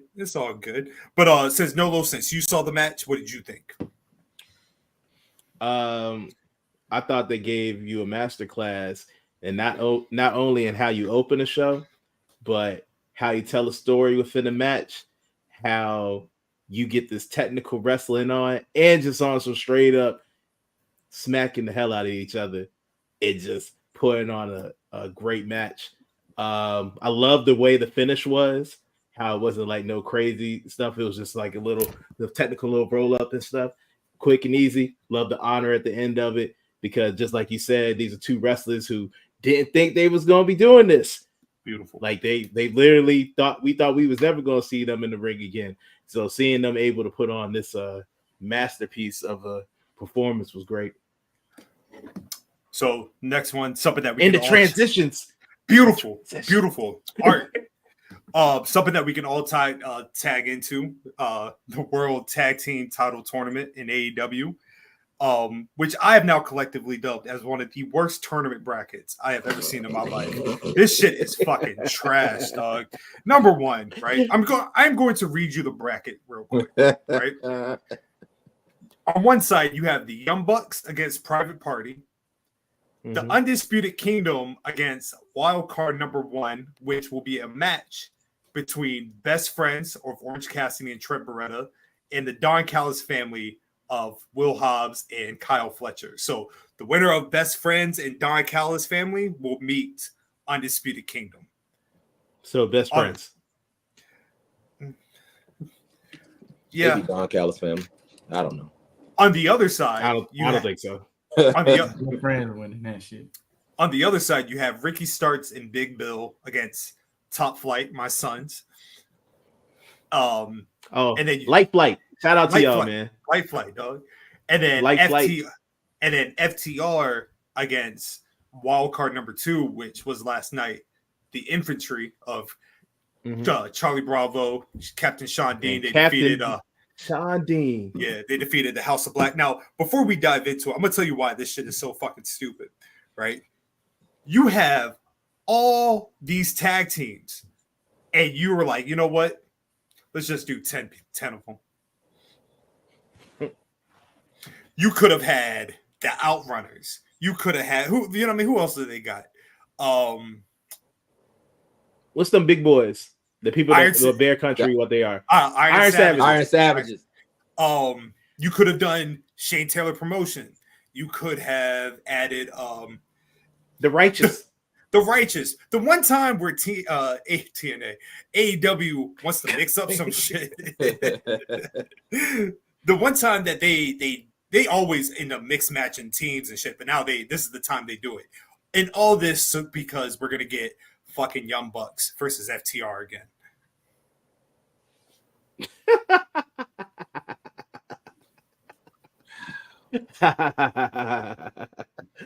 Oh man, I don't want to see that. If they were smart, was it like the fourth time?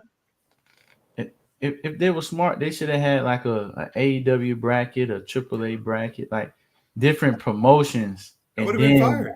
That'd have been like kind of fire. Like utilize y'all network, like a Ring of Honor, whatever. Like shit, they could have even done if they were going to go with that amount of teams. You could have done another Continental Classic and have like a round robin, like kind of like a G1, like like the real World Tag League.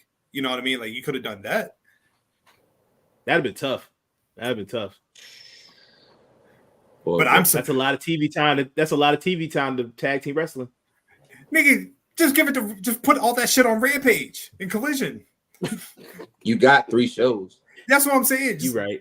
I was just trying to be funny, dog. And on top of that, the Undisputed Kingdom, them niggas already got titles. They do. What are we doing here? They want to double up, dog. They want to be undisputed. Yeah. Yeah.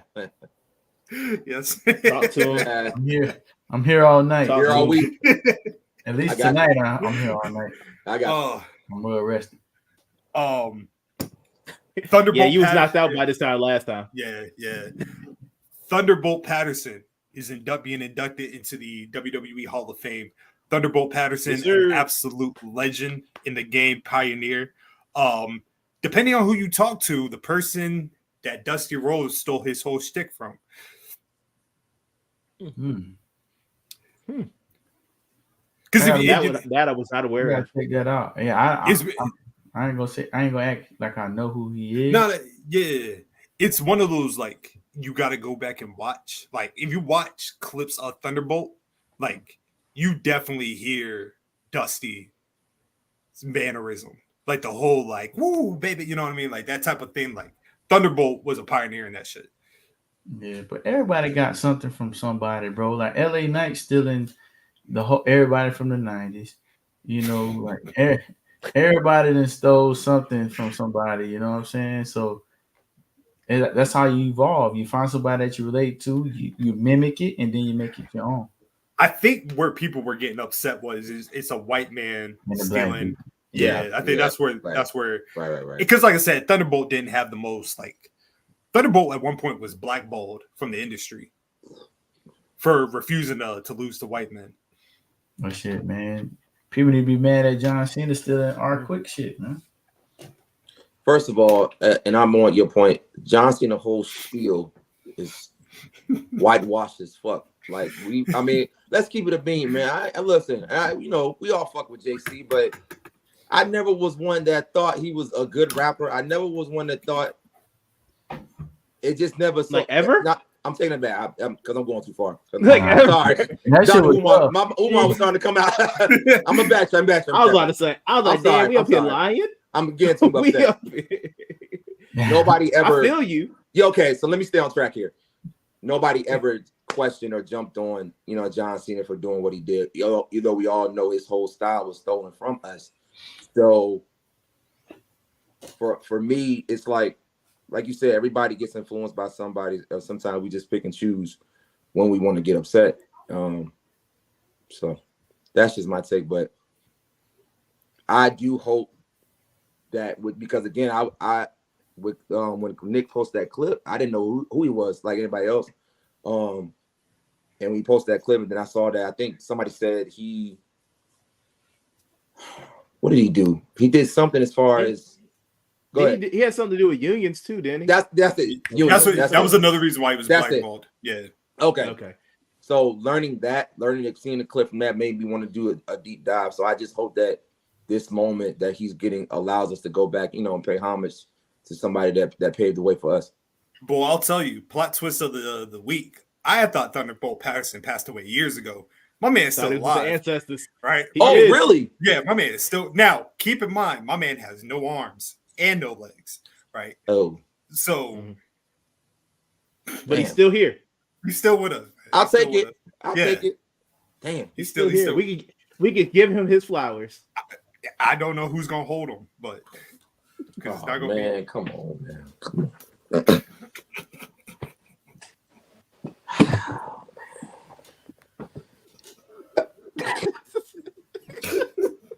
Come on, man. That was best stuff, bro. I can't breathe.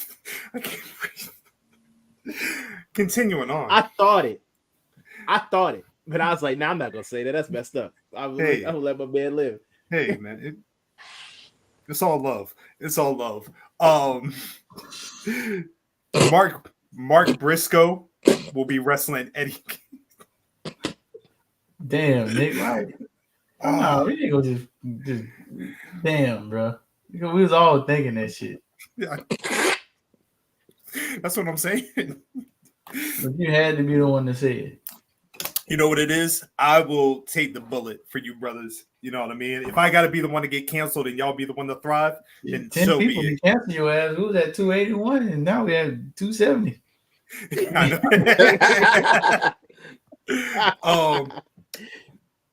Mark Briscoe will be wrestling Eddie Kingston for the Ring of Honor World Title at Super Card of Honor. Athena will be wrestling Akira Shida for the Ring of Honor World Women's Title. The finals of the Ring of Honor. Don't do Women's. that. Don't do that. Don't do that. Hey, dog. Yo. We not doing this disrespect. Grab the beer. Grab the beer. No. Come on. No. Dog, that's going to be one of the best matches of the weekend. You need to chill out. Matter of fact, I got some good popcorn I got from my. And we going to be there. I'm going to grab that. Get the cheer on her in person. It's going to be great. You will. Make a sandwich. A good old sandwich. Who you cheering for, Shida? I am definitely cheering for Shida. Oh, yeah. Okay. That's what the problem is, brother. You don't be thinking long term, man. Sheeta wins. Athena moves up to AEW television. Come on, dog. I'm thinking about you. I'm thinking about the consumer. Hey, brother. Man Nolo said, I want to keep her in poverty. No, you know what I mean? That's not what I said. That's cool. That's not what I said. That's cool. I got said you. I want her to win. If you don't want to be a real fan, then just say that. It's all good. I'll be that real fan for you. Excuse me, sir. The gentleman from Newport News would like to speak. So I look at it like this. I want her to come up as the ROH champion who has not lost while being in ROH and showing out and then showing up on Dynamite, claiming her territory as the best women's wrestler that has been out here for the last year and a half, having the company on her back, showing her how good she is and how good she's always been. That's what I look at it as, like that. I don't think she needs to lose to Shida. It's going to be an amazing match. Now, if she does lose, cool. She's going to go to AEW. I feel like she can go to AEW. I think she can go to AEW ROH title. Chaz, real quick. Do you know what Nolo said earlier in the show? No. Because I know. No, I don't. What is? He said that he thinks Willow should beat Mercedes a second time with no storyline build. I didn't say there wasn't going to be a storyline build. I have a storyline build. They already have unfinished business. I'm sorry, unfinished business. Yeah. Yes. Then, Chaz, this nigga said Mercedes should win the TBS championship. She not even good enough to win the AEW World title. My man said he wants to see Mercedes be a European champion. The CEO. This man treating her like a sales associate. Hey, Chaz, go ahead. Say what you got to say, bro. It's all right, man. We good. You my guy. I'm gonna give you the benefit of the doubt. Just because I know how you feel about black women. Mm-hmm. But also your track record ain't the best. So I suggest we just move on. Because I love you. Because I love you. You know what I mean? I know you wouldn't go that deep, but also, two things can be true. So Nick, let's keep moving. Okay. You went off your whole track record, nigga. You gonna take that? My track record speaks for itself because I'm the host of No Ring. No, I try to let go. We good. Damn. How can I be toxic if I tell the truth? Come on, dog. That's what we doing. That's what we doing. That's what we doing. The call is coming from inside the house. That's messed up. That's cold. That's what we doing. I can't believe boy Parlay done tweeted something. I know. This man think he Mick Foley is just gonna be out here.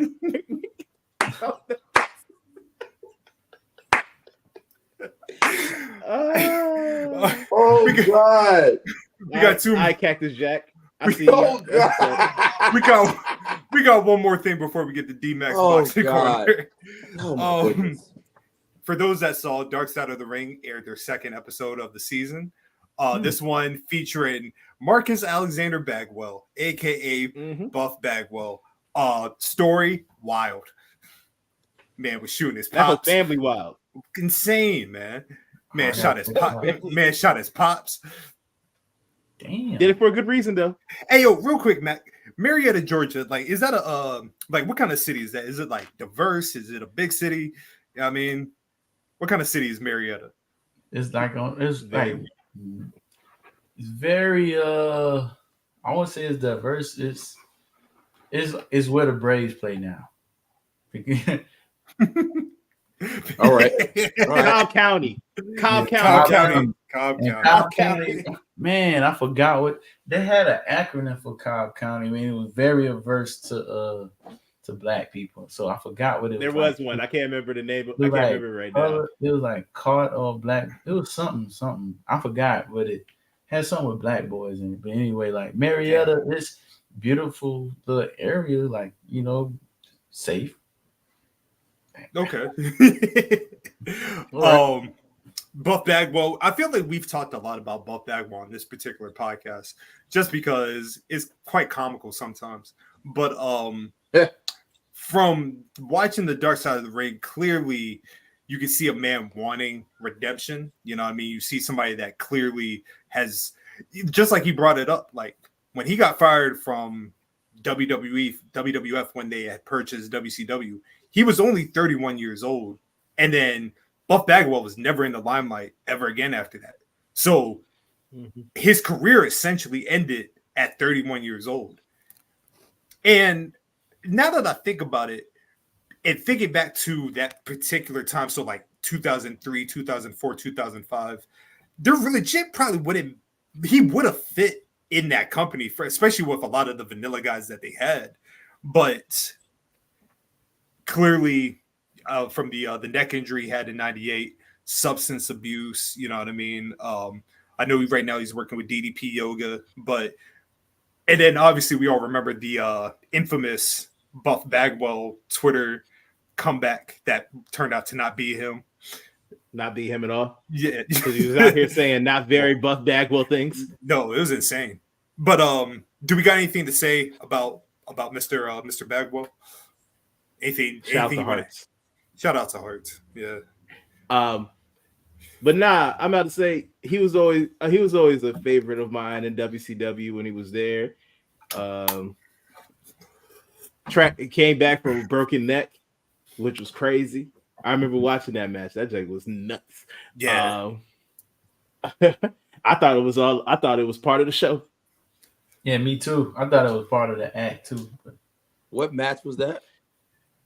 It was a match on Thunder. I think it was him and Luger again. No, it was him and Scott Norton against Scott Luger. Norton versus the Luger. It was Rick Steiner. Yeah, I know. Rick Steiner had something. Yeah. Yeah, Rick Steiner hit the bulldog and missed him, and then he went into his back. Look, here's the thing about Buff, man. Like, for those that like remember, like the 1999 like WCW, Buff was a top babyface. Like, he was getting crowd reactions. It's not like, I think that's where people bring in that revisionist shit. Like people were rocking with Buff. You know what I mean? Like, he obviously had a look. He had a gimmick that people gravitated to. You know what I mean? I just think the circumstances, blackface and all. Ooh, ouch! Can't forget that. Buff Daddy. That's one of the best moments of BGW history. What you mean? We can't forget that. I wish we were visual during that time. We pulled that picture up, and it was just like, whoa, yo, the face part been canceled long time. Oh yeah, we would have been. I probably every show.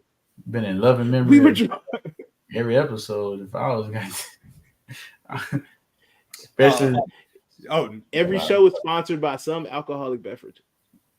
Good times. The Irish trash can. Irish trash can was a favorite. Irish trash can. It was. Yeah. That was a great time. Great time. Y'all gonna have Dickie. Great era. One of y'all ever did For Local before it, went away? No, I love myself. What'd you say? I was asking when y'all ever did For Local before, when it was cracked. I love myself. Oh, you mean when the real Four Loko? Yeah. I love myself. Shit, man, it was an episode we did at my apartment. I had some loco hells. Whoa! You had the new reform loco. We talking about the old, like no, that old shit. Man, I'm a full loco baby. Like I had the original, man. Shit, I had the formula where like they had the freshman dorms at the college I was at. A girl, they had to carry a girl out on the stretcher, bro, and she didn't even finish. They drunk like half the damn from the Four Loco. Yes, bro. It was from that's the room. I wasn't safe. They said she drunk half the loco. She might have did some other shit with it. I don't know, but yeah, they damn sure. That's when I stopped. I was like, you know what, fuck it. I ain't drinking that shit no more. So before we get up out of here, obviously one of my favorite all-time segments on this show, D-Max Boxing Corner. Go ahead. Yes, sir. Ding, ding, ding. Player. Boxing is making this major comeback from the year they had last year, you know, with the matches of Tank Davis and Ryan Garcia. And Ryan Garcia is fighting his biggest test since Tank Davis. He's fighting Devin Haney. Or is he? We don't know what the fuck is going on with this nigga, man. That nigga need help. So get him some help.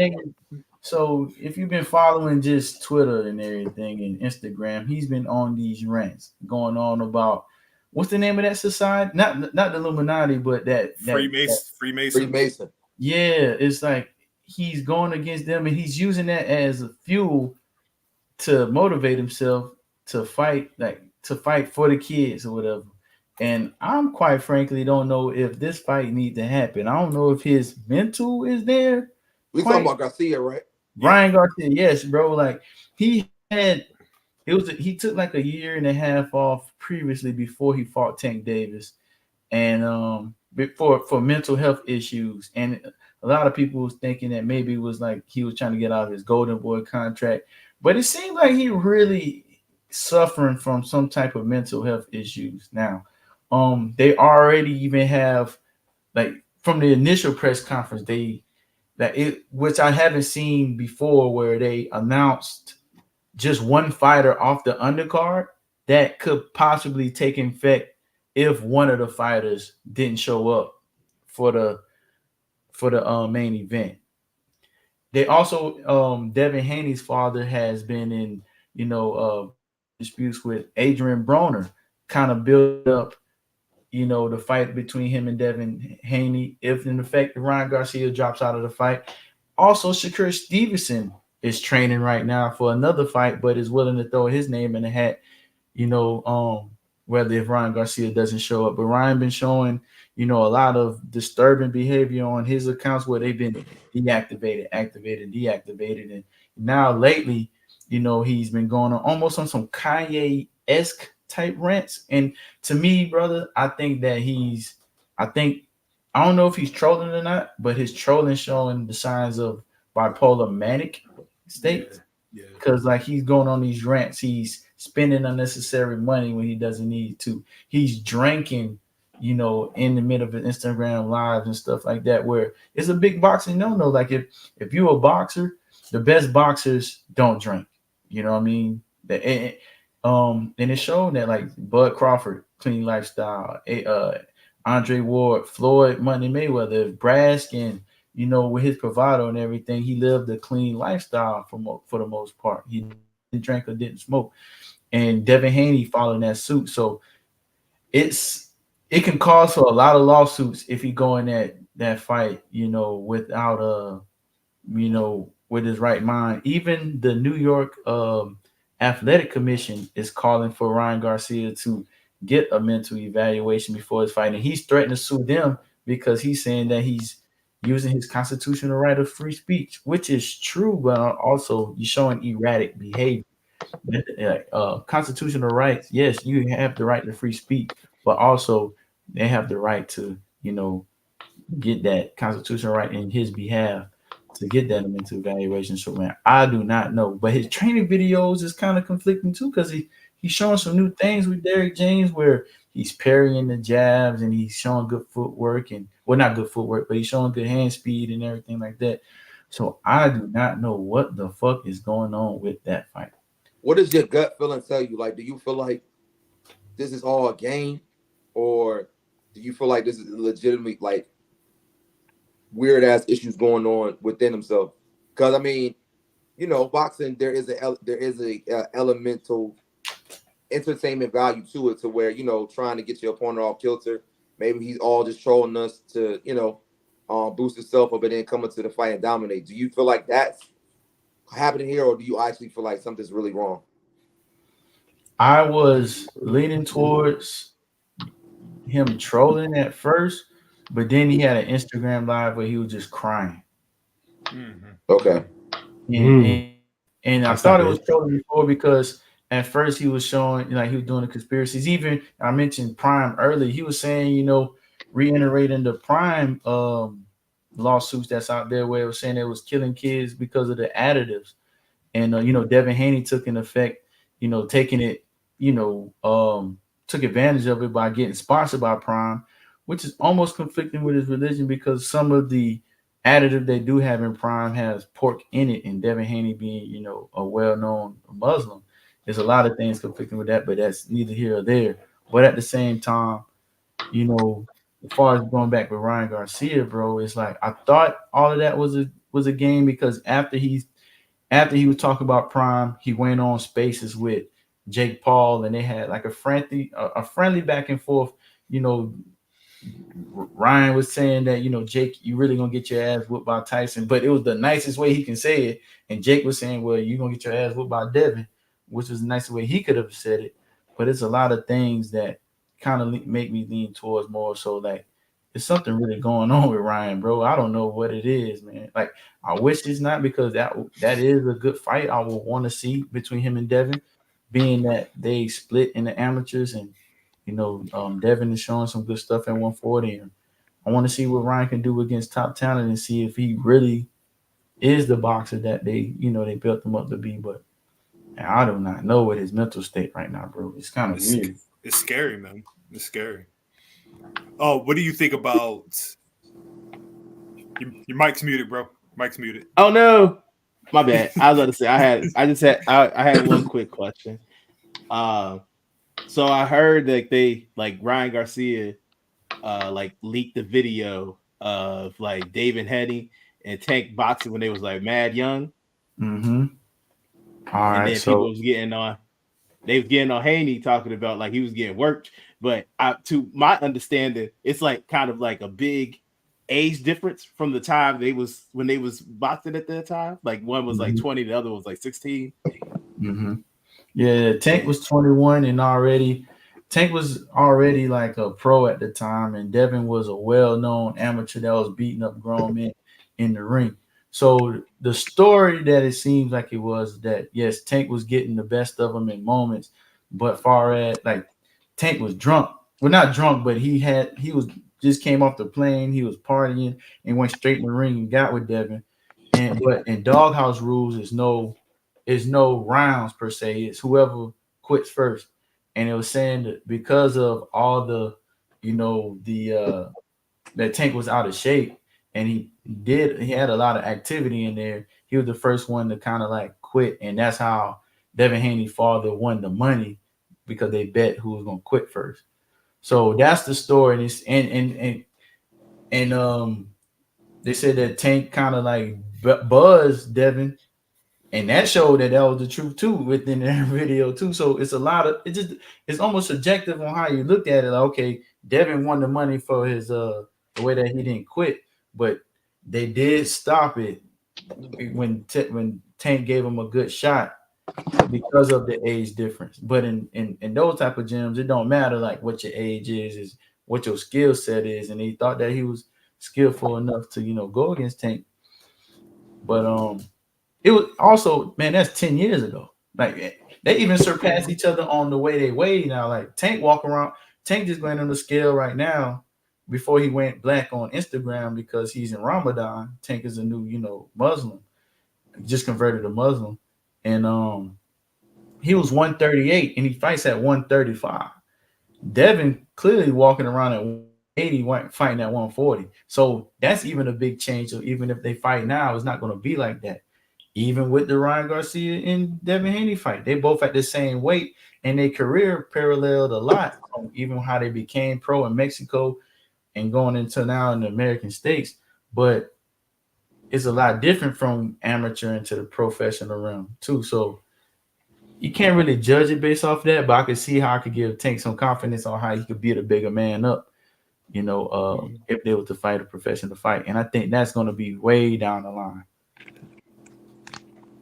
Excellent. I got a question for you, my man. Mm-hmm. Two ones, real quick. First one is kind of funny. Why do you feel like boxing and being Muslim go together? The discipline. Okay. All right. Because that's a good point. I just like go through each era. It's always some well-known boxer converting to Muslim, and I've always like, damn, what is it about this religion? I mean, I know what this religion has to offer. Like you said, the discipline, the heavy focus on peace and understanding of other humans and respect for other humans, in that aspect. But I always just wondered why boxing was so like fascinated with that religion. So, but yeah, that makes sense. And you got to think about the areas that's more prevalent in boxing right now in America. For instance, like it's the DC, the Philly. Baltimore, the Philly area, like the northern, it's Midwest, and it's sprinkling all over now that boxing is getting more, it's the internet age. So like everybody's picking up boxing. Like even in my hometown, we didn't necessarily have a boxing gym. We had a few boxers, they had to go to Houston, to go to make their boxing career. But as far as like just the area we're boxing at, but mostly the discipline it takes to be a true champion in boxing, it kind of correlates to like the creeds and the courtesies in the Muslim religion, in my opinion. That's why I got you. No, that's fair. I respect it. The second one, and I know this might be, a long shot, but I'm asking anyway. In any realm, way, future, do you ever see Bud versus Tank? Nah. Tank too small.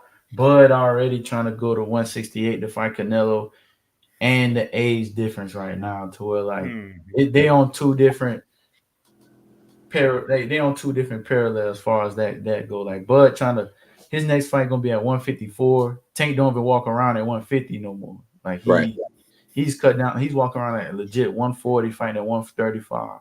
And Bud, he got like two more fights left.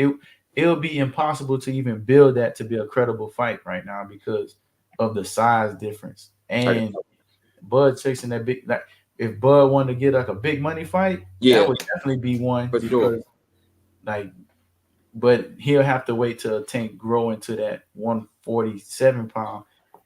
But Tank ain't that young. Tank ain't a spring chicken. Tank is 29 years old. That's really old for boxing. It's old for boxing. You know what I'm saying? So we right now, like these next 2 years are gonna be his prime. But Bud is on his way out the door. He's looking for like two more fights and he's done. I got you. Okay. So before we get up out of here, just a quick shout out real quick, since we are talking about combat sports. A shout out to a longtime family friend of the podcast, Brandon the Mechanic Catino. Oh, he fights.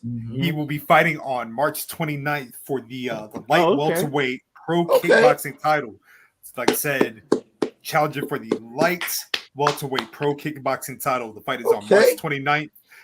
Contact him for tickets. His @ is B Catino TSMA. We'll put it in the post. But like I said, he'll be having a title fight this on the 29th. We just want to wish him nothing but the best. You know what I mean? I know he's watching right now, so love to that brother. You know what I mean? Yeah, you got it, brother. You got this, man. Punch him in the face. Yeah. Oh man, in kickbox, man, I need that head kick.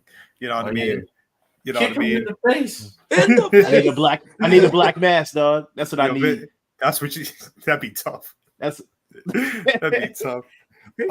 So before we get out of here, is there anything else anybody else wants to add? We've ran quite condolences to Dawkins' family and condolences to Angelo Dawkins. His mother passed away. So love to him and his family right now. Also, and I know this is basketball, but condolences to RJ Barrett. He plays Raptors. He just lost that. So definitely want to send love to that. I can't imagine either one. So definitely want to send my condolences to his family. Yeah, man. Get well soon, Mark Coleman, true hero. Mark Coleman, yeah. Salute to Mark Coleman. Yeah. Salute to Mark Coleman. True hero, man. RP his dog Hammer.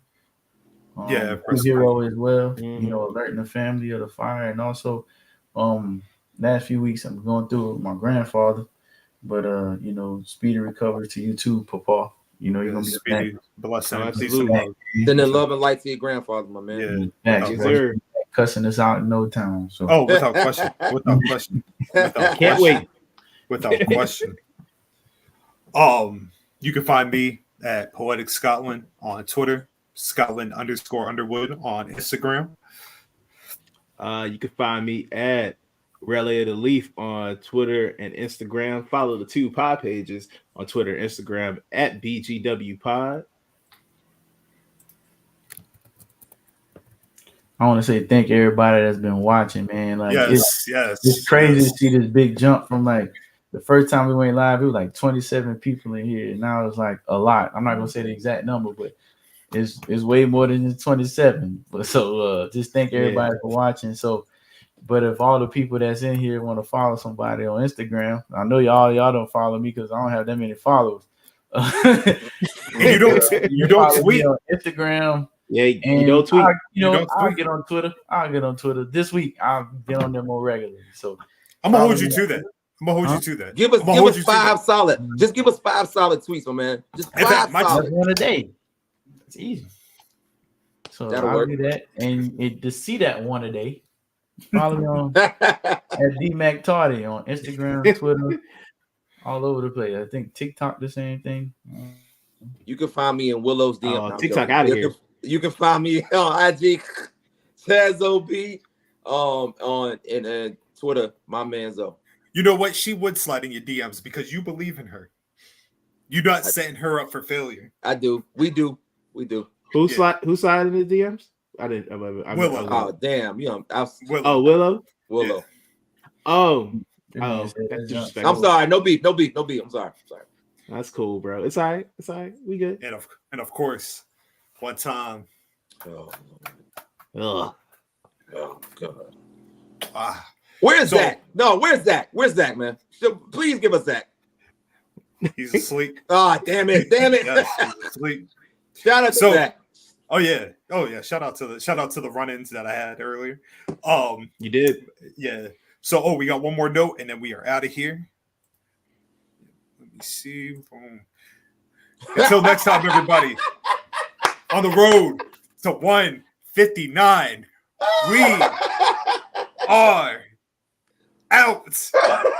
Peace out to my world. Hey, yo, man, fuck you, bro.